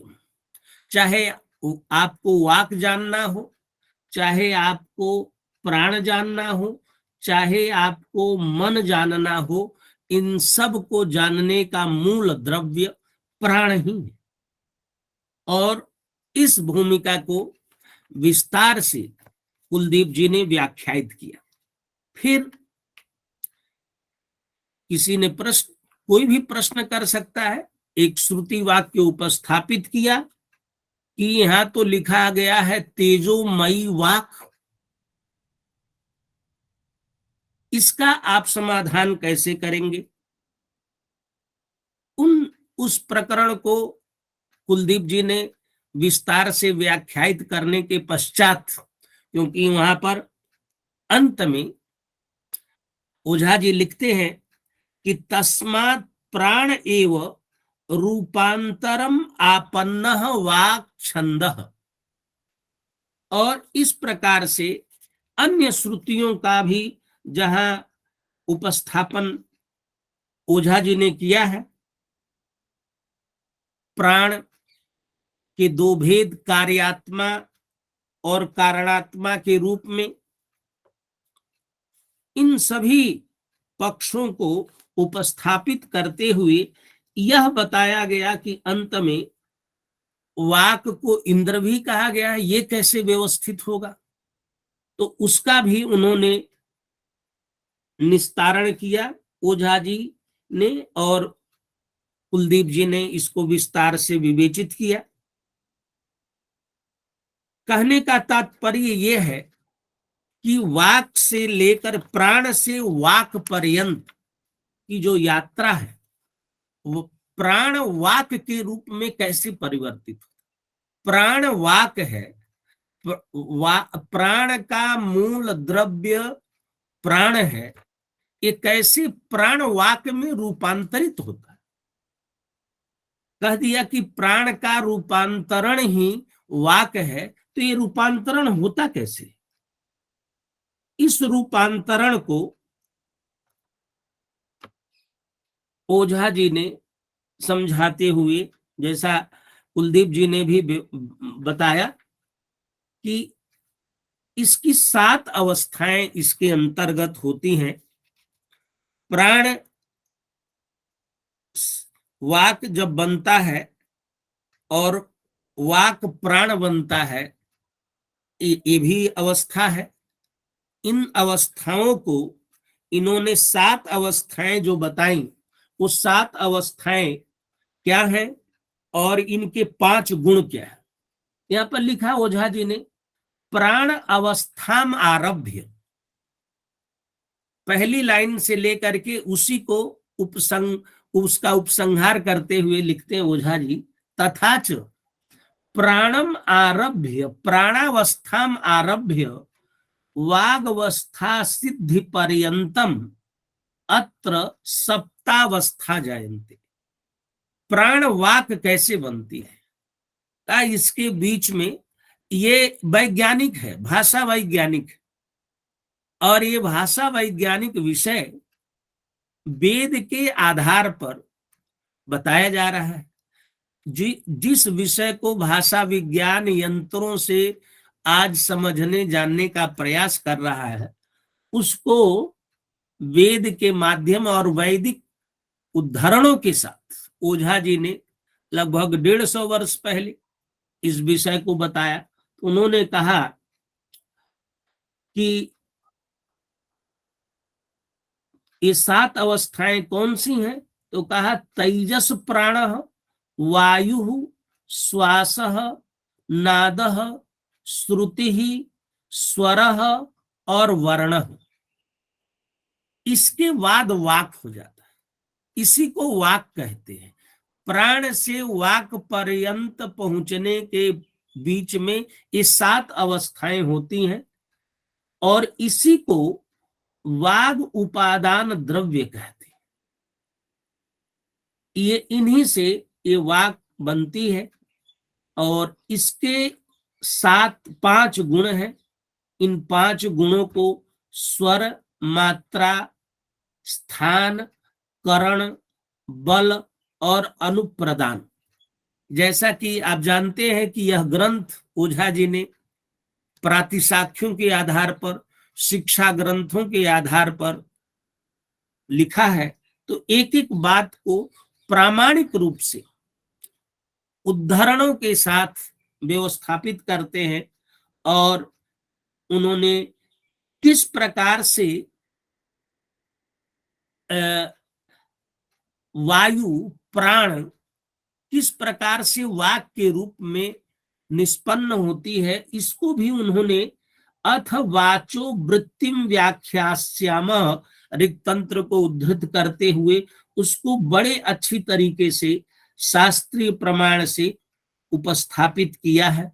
और जो पाणिनि शिक्षा को उन्होंने उद्धृत किया, इसकी अंतिम पंक्ति में लिखा है वर्णान जनयते तेषाम विभागः पंचधा मत। वर्णान जनयते, प्राणः वर्णान जनयते, इस प्रकार से। और पंचधा मतः स्वरतः कालतः स्थानात् प्रयत्नानुप्रदानतः इति वर्णविदः। वर्णविदः इसका मतलब एक कोई नहीं, ऐसे अनेक वर्णविदः आचार्य थे, अनेक ऐसे ग्रंथ थे जिन ग्रंथों में इस विषय को विस्तार से समझाया गया था। फोनेटिक्स का विषय, जिसको आजकल हम ध्वनि शास्त्र भाषा विज्ञान में विशेष रूप से एक शाखा विशेष है जिसके अध्ययन की प्रक्रिया, लेकिन वह अध्ययन कभी भी सर्वांग नहीं होगा, ऊपर ऊपर ही होगा जब तक ऋक्तंत्र, इन शिक्षा ग्रंथ और वर्ण समीक्षा का अवबोध नहीं होगा। इति वर्णविदः प्राहुः निपुणम तम निबोधत। इस प्रकार से आज का बहुत ही सुंदर कुलदीप जी ने अत्यंत परिश्रम पूर्वक, यद्यपि वह व्याकरण शास्त्र के परनिष्ठित विद्वान है और वाक्य पदी पर काम किया है, तो बहुत ही महत्वपूर्ण व्याख्यान किया था। और ऐसे मनुस्मृति का एक श्लोक है, अग्नि वायु रविभ्यस्तु त्रयम ब्रह्म सनातनम। तो ये जो ब्रह्म वै वाक, वहां भी ब्रह्म वै मंत्र जो कहा गया, तो ब्रह्म अग्नि वायु और रवि, अग्नि वायु रविभ्यस्तु त्रयम ब्रह्म सनातनम। दूसरा जो भाष्यकार लिखते हैं, इन विषयों को हमें समझना है। भाष्यकार लिखते हैं कि बृहस्पतिश्च प्रवक्ता और इंद्रश्च अध्येता। तो वहां के इंद्र कौन है? ऐन्द्र व्याकरण की, ऐन्द्र से ही ऐन्द्री वाक, इंद्र ही जब वाक है तो इंद्र कौन, ऐन्द्र व्याकरण के कौन ऐन्द्र अध्येता, इंद्र कौन अध्येता थे, इन विषयों को हमें समझना है, क्योंकि यह हमारा इंटेलेक्चुअल इतिहास है। और इस पूरी श्रृंखला को हम धीरे धीरे, यह पूरी श्रृंखला समझने के लिए ही चल रही है। हम सब समझ रहे हैं कि वर्ण विज्ञान को किस प्रकार से समझा जाए। कल एक मंत्र था, उस मंत्र के विश्लेषण में यह बात आई थी कि ओझा जी ने उद्धृत किया था कि ये मंत्र है, स उ स्त्री वत्स आयाति इति तदेकम वाक्यम भवति अत्र तत्र पदानि चत्वारि वा पंच वा षड् वा अक्षराणि तु अष्टौ अथ वर्णास्तत्र सप्तदश वा विंशतिर्वा।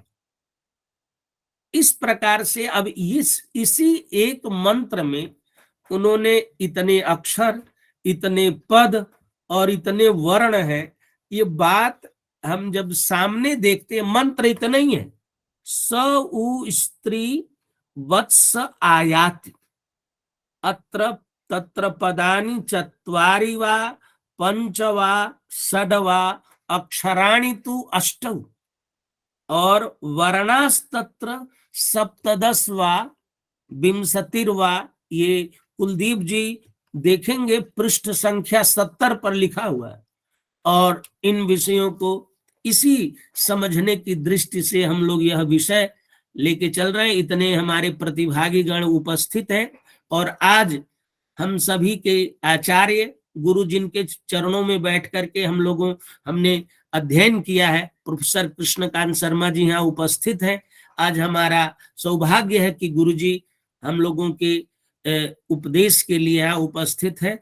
पहले भी हमारे निवेदन को स्वीकार करके गुरुजी आए थे और वर्ण समीक्षा पर एक हम लोगों ने संगोष्ठी की थी जिसमें गुरुजी ने व्याख्यान किया था। आज पुनः हमें सौभाग्य मिला है कि गुरुजी के उद्बोधन को सुनने का। हम और अधिक न बोल करके इन्हीं शब्दों के साथ आप सभी के प्रति कृतज्ञता व्यक्त करता हूं। बहुत बहुत धन्यवाद। नमस्कार। आपके प्रति बहुत बहुत आभार सर। आपने अत्यंत ही सरल रूप में प्राण से वाक को और इंद्र से वाक को जोड़ने का इंद्र व्याकरण की चर्चा आपने भी की। भावास्य के पश्पसाहनी का उदाहरण आपने दिया। आपके प्रति मैं अत्यंत कृतज्ञ हूँ और प्रणाम पूर्वक आभार प्रकट करता हूँ। अब समय आ गया है अध्यक्षीय वक्तव्य का। आज हमारे मध्य परमादरणीय शर्मा सर उपस्थित हैं। जैसा सर ने भी कहा कि 2015 में श्री शंकर शिक्षायतन ने वर्ण समीक्षा पर एक राष्ट्रीय संगोष्ठी का समायोजन किया था। उस समय संगोष्ठी में शर्मा सर मुख्य रूप से समाहित आए हुए थे और आपका पत्र भी उसमें अत्यंत ही प्रभावोत्पादक था। आपका व्याख्यान हुआ था। आज पुनः सौभाग्य मिला है कि आपके श्रीमुख से वर्ण समीक्षा पर हम लोग कुछ समझेंगे। इन्हीं शब्दों के साथ मैं आदरणीय शर्मा सर से निवेदन करता हूँ अपने व्याख्यान से उपकृत करने की कृपा करें। ओम योऽन्तः प्रविश्य मम वाचमिमां प्रसुप्तां सञ्जीवयत्यखिलशक्तिधरस्वधाम्ना अन्यांश्च हस्तचरणश्रवणत्वगादीन् प्राणान् नमो भगवते पुरुषाय तुभ्यं। नमो भगवते पुरुषाय तुभ्यं। वागर्थाविव सम्पृक्तौ वागर्थ प्रतिपत्तये जगतः पितरौ वन्दे पार्वती परमेश्वरौ। ओम।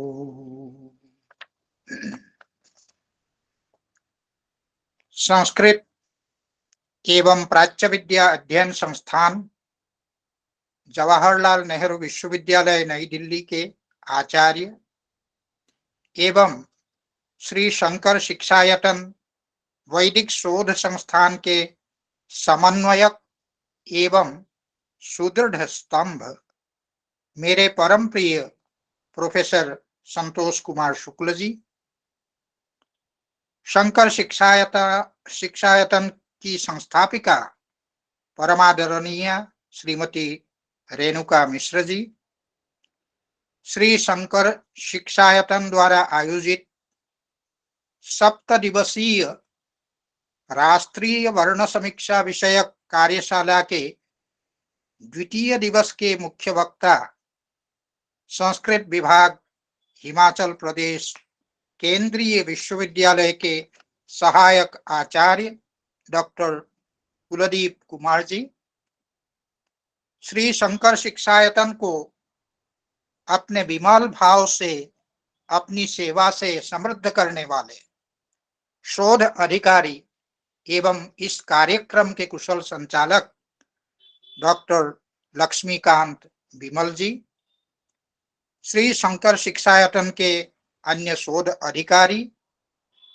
डॉक्टर मणिशंकर द्विवेदी जी, इस आभासीय पटल पर आयोजित इस कार्यक्रम से जुड़े समस्त सुधीजन एवं प्रिय विद्यार्थी बंधु,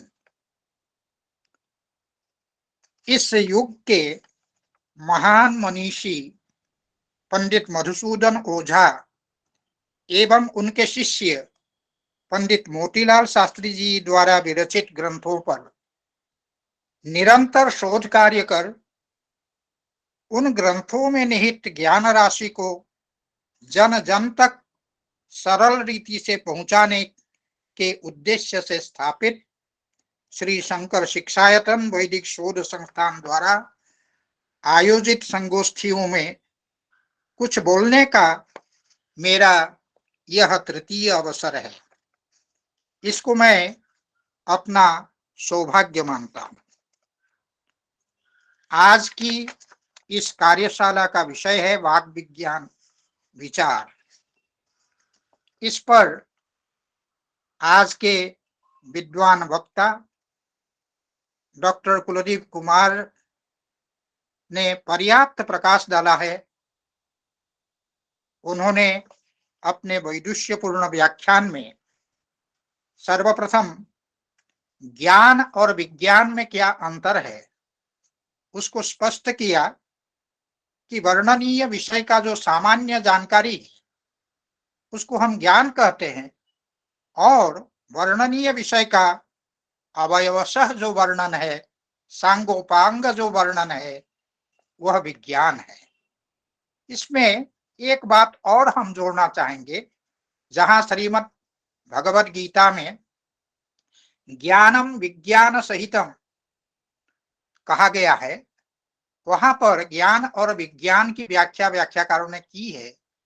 वहां पर ये व्याख्या की गई है विज्ञान की कि जब ज्ञान स्वानुभूति का विषय बन जाता है तब वह विज्ञान विज्ञान कहलाता है। ऋषयो मंत्र द्रष्टार है। हमारे वैदिक ऋषियों ने मंत्रों का साक्षात दर्शन किया था। उपनिषदों में निहित ज्ञान उन तपःपूत ऋषियों की स्वानुभूति का ही तो विषय है। उपनिषदों में वाक् तत्व के स्वरूप, उसका वैशिष्ट्य एवं उत्पत्ति के संदर्भ में विशद विवेचन किया गया है। परंतु उपनिषदों के मंत्र में वाक् तत्व के संदर्भ में जो विचार है, उनमें एक मंत्र के विचार से दूसरे मंत्र के विचार में आपाततः परस्पर विरोध प्रतीत होता है।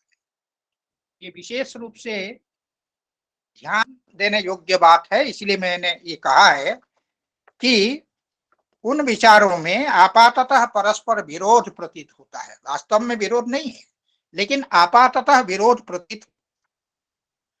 मनसी पंडित मधुसूदन ओझा जी ने उपनिषद मंत्रों में आपाततः प्रतीत होने वाले परस्पर विरोध का तत्त मंत्रों के समुचित व्याख्या से परिहार किया है। वाक् तत्व पर विचार करते हुए पंडित ओझा जी ने सर्वप्रथम कहा है, जिस पर विद्वान वक्ता ने पर्याप्त प्रकाश डाला है, कुलदीप कुमार जी ने, फिर भी अपनी दृष्टि से पता नहीं इसको बंद कैसे करेंगे भाई।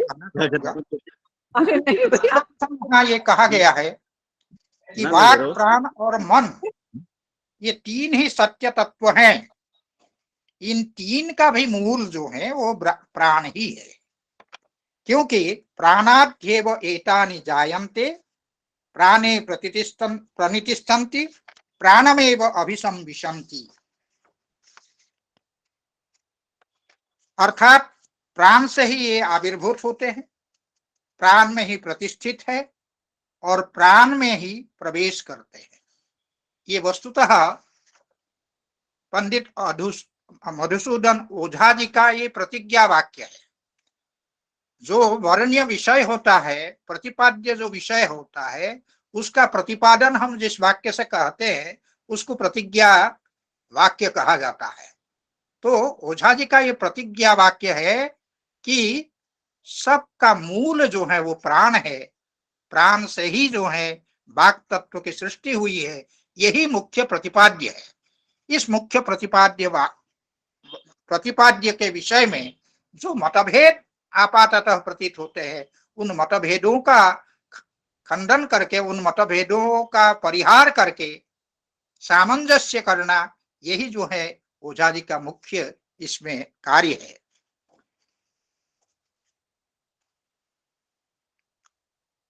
इनमें वाक तेजोमयी है, प्राण आपोमय और मन अन्नमय है। इसकी चर्चा विद्वान वक्ता ने इसके पूर्व की है। ये तीनों परस्पर एक दूसरे से मिलते हुए ही अपने अपने स्वरूप को धारण करते हैं। ये तीनों एक दूसरे से जायमान और एक दूसरे में विलीन होते हैं। इस प्रसंग में यह कहा गया है कि वाक प्राण और मन से उत्थित होती है। इस संदर्भ में पाणिनीय शिक्षा का यह जो वचन है वो उल्लेखनीय है, जिसका उल्लेख पूर्व वक्ता ने भी किया है। पंडित ओझा जी ने भी इस विषय के अंत में उसका उल्लेख किया है। वो है आत्मा बुद्ध्या समेत्यार्थान मनोयुंक्ते विवक्षया मनः कायाग्निमाहन्ति स प्रेरयति मारुतम मारुतस्तूरसिचरन् मंद्रम जनयति स्वरम प्रातः सवन योगम तम छंदो गायत्रमाश्रितम कंठे मध्यम दिन युगम मध्यमम त्रैष्ठुवानुगम तारम तार्तीय सवनम शीर्षण्यम जगतानुगम सोदीर्णो मूर्ध्य विहतो वक्त्रमापद्य मारुतः वर्णान् जनयते तेषां विभागः पंचधा मतः। इस प्रकार वाक प्राण और मन का मूल द्रव्य प्राण ही है और प्राण से ही वाक की उत्पत्ति होती है, ऐसा इससे भी सिद्ध होता है। क्यों? जब भी हम बोलते हैं उसकी प्रक्रिया क्या है, उस प्रक्रिया को पाणिनीय शिक्षा ने निरूपित किया है कि आत्मा बुद्ध्या अर्थान समेत्य, आत्मा जो है बुद्धि के द्वारा अर्थों को पहले संग्रहित करता है। क्या बोलना है, वक्तव्य क्या है, प्रतिपाद्य क्या है, उसको जो है संग्रहित करता है और करके उसके साथ मन को जोड़ता है। मनोयुक्ते, बोलने की जब इच्छा होती है तब आत्मा यह कार्य करता है। और तब मन क्या करता है, मनः कायाग्नि माहन्ति, मन जो है, जो हमारा कायाग्नि है, उस कायाग्नि को आहत करता है। और आप सभी लोग जानते हैं जहां अग्नि प्रज्वलित होती है वहां वायु ऊपर की ओर उठता है। ये वैज्ञानिक तथ्य है। जहां अग्नि का प्रज्वलन हो वहां वायु ऊपर की ओर उठता है। इसीलिए कहते हैं मनः कायाग्निमाहन्ति सब प्रेरयति मारुतम, वह मारुत को प्रेरित करता है वह अग्नि।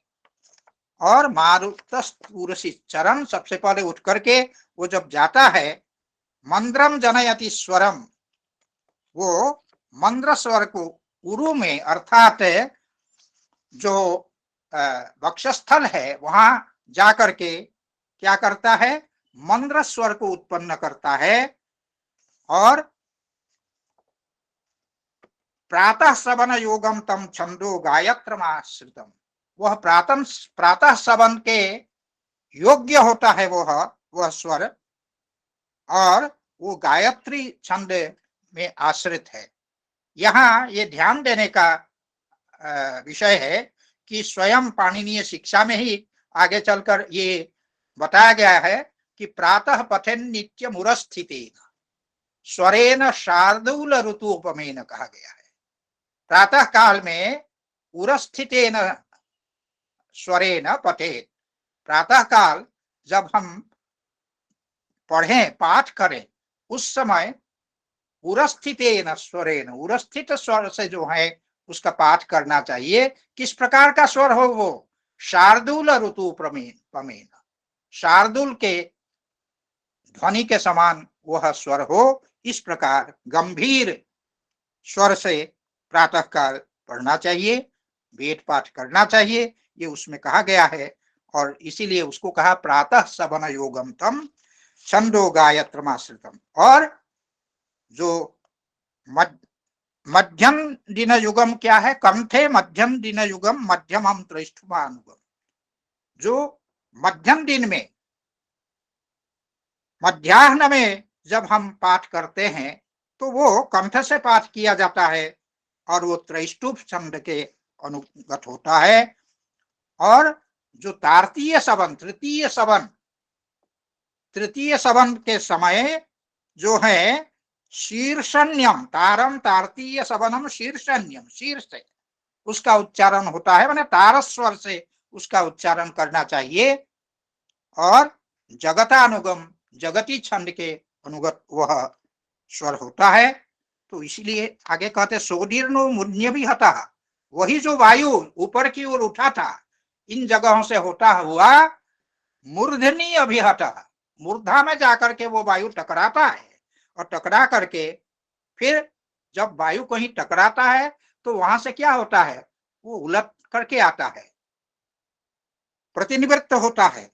तो कहा वक्त्रमापद्य, मुंह में आकर के वह मारुतः वर्णान जनयते, वर्णों को उत्पन्न करता है। माने वो मारुति, वह प्राण ही वर्णों को उत्पन्न करता है। जो प्राण से लेकर के वर्ण तक की जो यात्रा का वर्णन पंडित ओझा जी ने अंत में किया, और जिसका जिक्र विद्वान वक्ता ने यहाँ पर किया, तो वो सारी बातें ये पाणिनीय शिक्षा के इन श्लोकों में बताई गई है।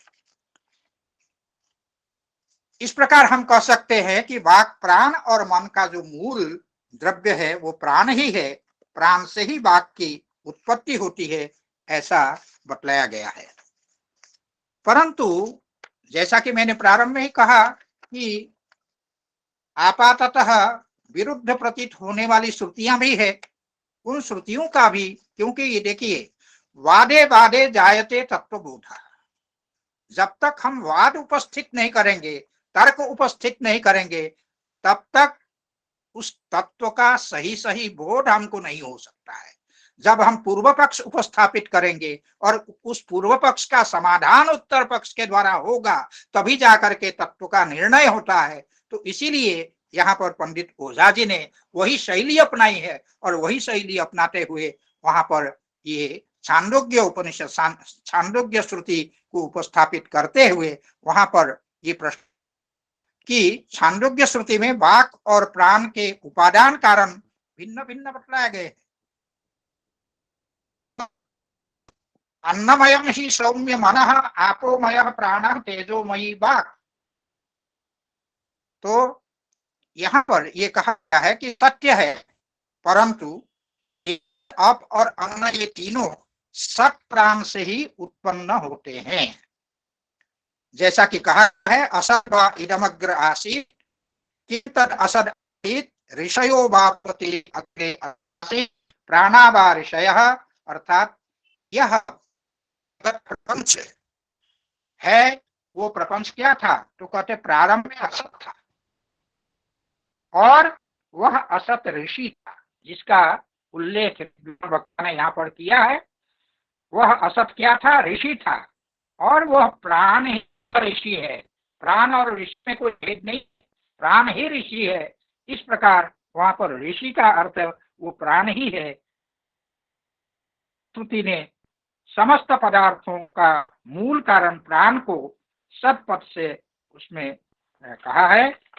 इस समय जो कुछ उपलब्ध है उनका ग्रहण सत्पद से सामान्यतः हम करते हैं, परंतु यह सब कुछ उस मूल प्राण की अवस्था में नहीं था, कारण अवस्था में नहीं था।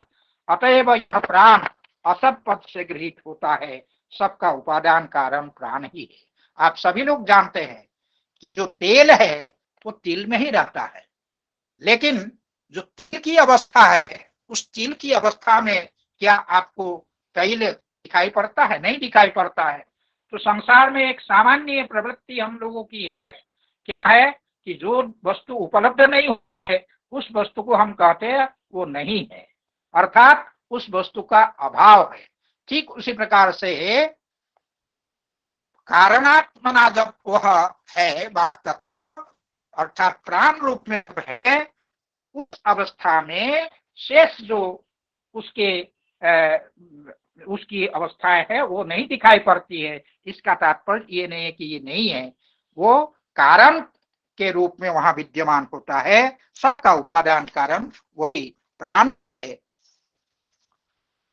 अब वहां पर भी जो इस असदेव इदमग्र आसीत् ये जो श्रुति को उपस्थापित किया, इस श्रुति में भी जो एक आक्षेप हो सकता है, उस आक्षेप को ध्यान में रखते हुए पंडित ओझा जी ने ये सुस्पष्ट किया, यदि कोई अल्पबुद्धि न सत असत इस प्रकार विग्रह करके प्राण को अभाव रूप मान ले,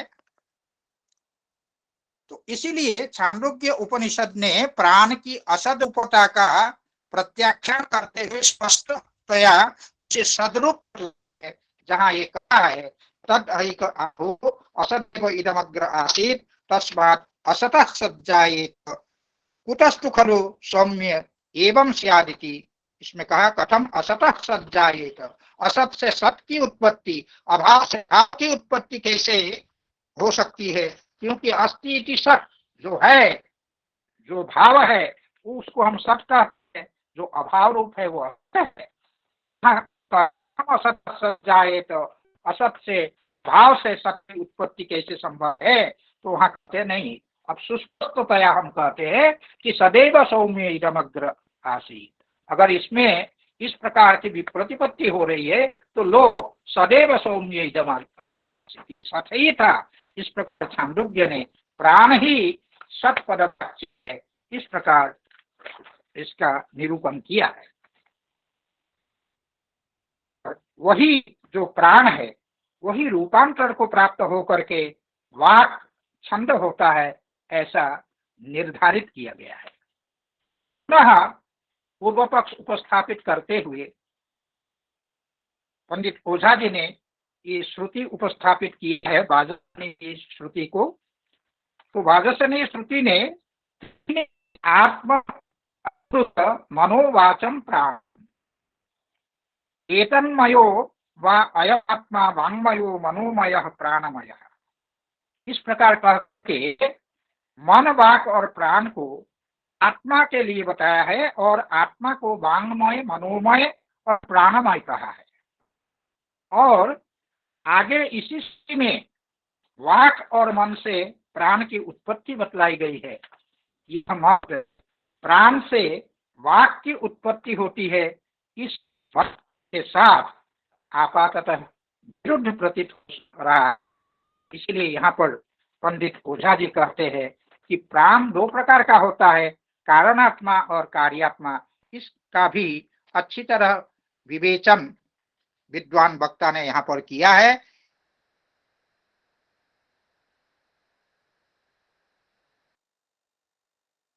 प्रकट आत्मा रूप में यहाँ आत्मा क्या है, कारणम आत्मा और सकारण आत्मा, कारण ही जिसका स्वरूप है, अर्थात कारण की अवस्था में जो हो उसको कहेंगे कारणात्मा, और कार्य की अवस्था में कार्य ही जिसका स्वरूप, आत्मा का तात्पर्य यहाँ स्वरूप है। आत्मा अर्थात स्वरूप स कार्यात्मा अर्थात कार्य की अवस्था जो विद्यमान हो, तो वाक और मन के रूप में प्रकट होता है। कारणात्मा प्राण से उत्पन्न होता है, वह वाक और मन को बीच में रखकर उत्पन्न होता है, यही उसका वैशिष्ट्य है। पुनः पूर्व पक्ष उपस्थापित करते हुए वहां पर अग्निर्वाक भूत्वा मुखम प्राविशत, इस ऐतरेय उपनिषद ने वाक को आग्नेय कहा है, इस अक्ष को उपस्थापित किया है ओझा जी ने। पुनः इस विरोध का परिहार करते हुए पंडित ओझा जी ने ये कहा है कि प्रजा कामो वही प्रजापति तपस्तप्त्वा इत्यादि जो श्रुति है जिसका उल्लेख है विद्वान वक्ता ने यहाँ पर स्पष्टतया किया है। तो इत्यादि श्रुति में ये कहा गया है कि प्राण एवं अग्नि ही रई शब्द से वहां सोम का ग्रहण किया गया है उस श्रुति में, और ये ही अग्नि और सोम अग्नि सोमात्मक जगत के कारण है, अग्नि सोमात्मकम जगत ऐसा कहा गया है। तो अग्नि सोमात्मक जगत के यही जो है कारण द्रव्य है। यहाँ अग्निपद से प्राण का ही कथन किया गया है, इसीलिए प्राणमूला यह जो वाक है वो आग्नेयी है, यह माना जा सकता है। इस प्रकार ओझा जी ने उसकी व्याख्या करके उसका समाधान किया है।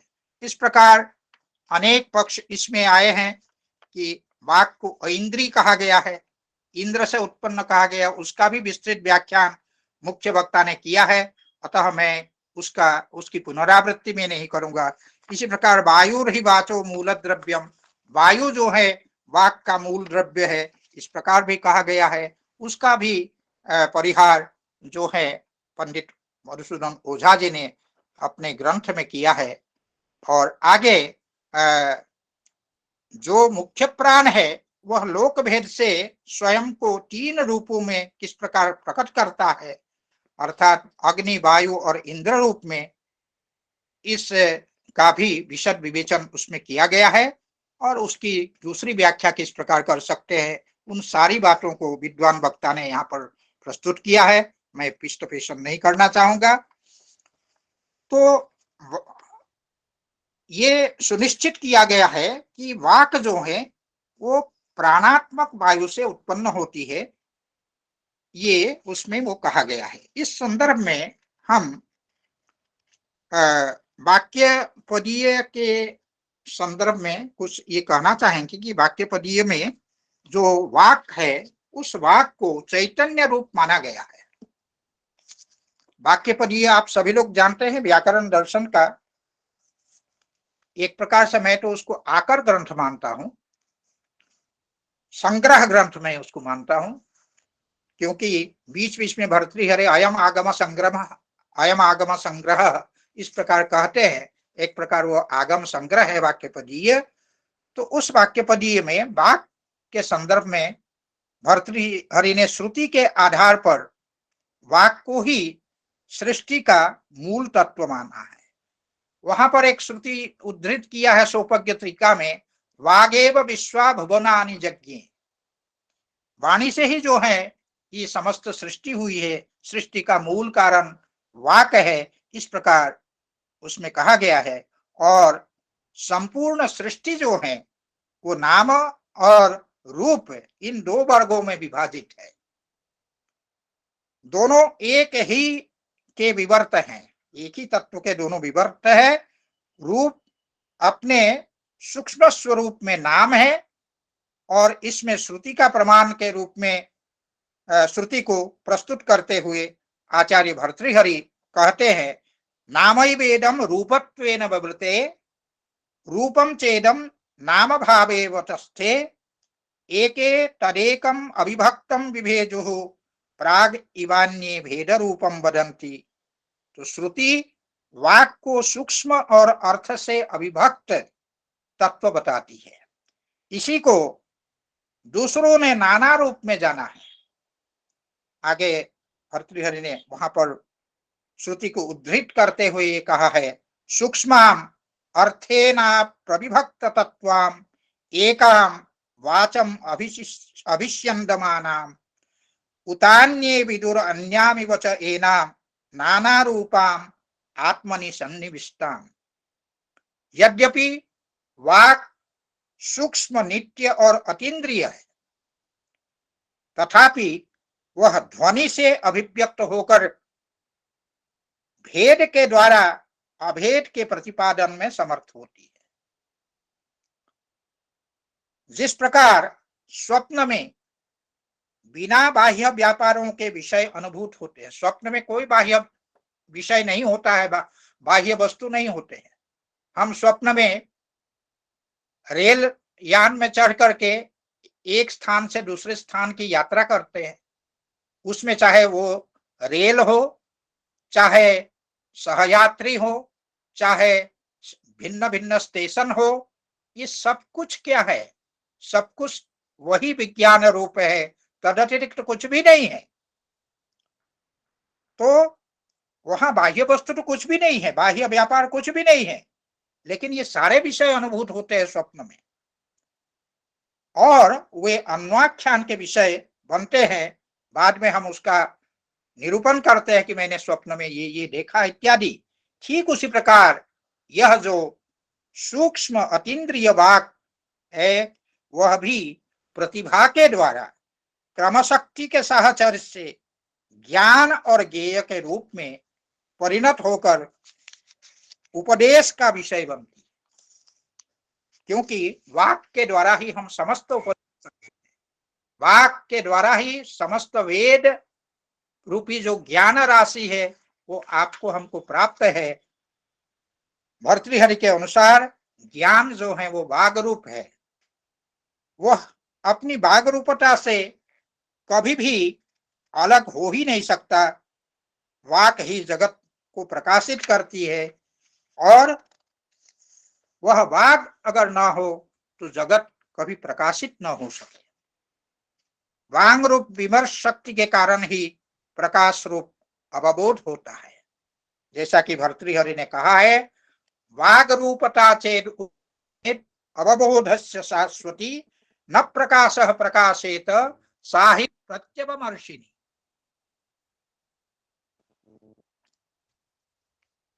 तीन प्रकार की वाक की वहां चर्चा हुई है, जिसकी चर्चा जो विद्वान वक्ता है उन्होंने यहाँ पर की है। क्योंकि उसमें त्रयी शब्द का प्रयोग किया गया है, तो उस वाक तत्व को भर्तृहरि ने चैतन्य कहा है। जैसा कि सोपद्य वृत्ति में भर्तृहरि ने ये कहा है कि वाक तत्व रूपमेव चिति क्रिया रूपम इत्यन्य। वही वाक तत्व ही चिति है अर्थात चैतन्य है। वह वाक चैतन्य है अर्थात आत्मस्वरूप है, प्राणस्वरूप है। और इस प्रकार भर्तृहरि ने वहां पर वाक तत्व का विवेचन किया है। विद्वान वक्ता ने पर्याप्त प्रकाश डाला है, इसीलिए मैं बहुत अधिक कह करके उसका पृष्ठपेशन नहीं करना चाहूंगा। केवल मैं शंकर शिक्षायतन के प्रति प्रोफेसर संतोष कुमार शुक्ल एवं श्री विमल जी के प्रति हृदय से आभार व्यक्त करूंगा, क्योंकि आपने मुझे यहाँ पर दो शब्द कहने का अवसर प्रदान किया है। मैं आप सबके प्रति आभार व्यक्त करते हुए अपनी वाणी को विराम देता हूँ। धन्यवाद। बहुत बहुत आभार अर्पित करता हूँ सर आपके श्री चरणारविंद में। आपने अत्यंत ही स्पष्टता से व्याख्यान प्रस्तुत किया है। जो पक्ष छूट गया था कि प्राण से वाक की उत्पत्ति और वाक को ब्रह्म के रूप में, एक कारण के रूप में, एक तत्व के रूप में, उस पक्ष को आपने भर्तृहरि के प्रमाण से उपस्थापित किया है। यह अत्यंत ही विवेच्य विषय है कि ओझा जी भी एक ही तत्व को अनेक रूपों में व्याख्यायित करते हैं और वागे विश्वा भुवनानि यज्ञ इस श्रुति को भी ओझा जी अनेक बार अनेक ग्रंथों में ग्रहण किया है और उन्होंने कहा कि बात से ही सृष्टि होती है। तो एक ही वाक तत्व यहाँ हम लोग देख रहे हैं कि प्राण से एक वाक तत्व जहां से फिर सृष्टि चलती है, तो फिर ये होने लगता है कि क्या एक ही तत्व से कैसे समझे। इसको आपने अत्यंत सरलता से आपने समझाया है सर। आपके प्रति मैं अत्यंत आभार प्रकट करता हूँ। आपने सहजता पूर्वक अनुरोध को, श्री शंकर शिक्षायतन के अनुरोध को स्वीकार किया।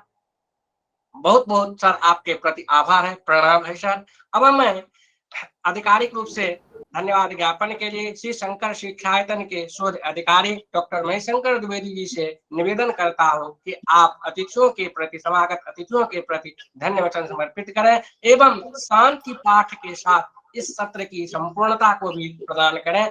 डॉक्टर मणिशंकर द्विवेदी जी।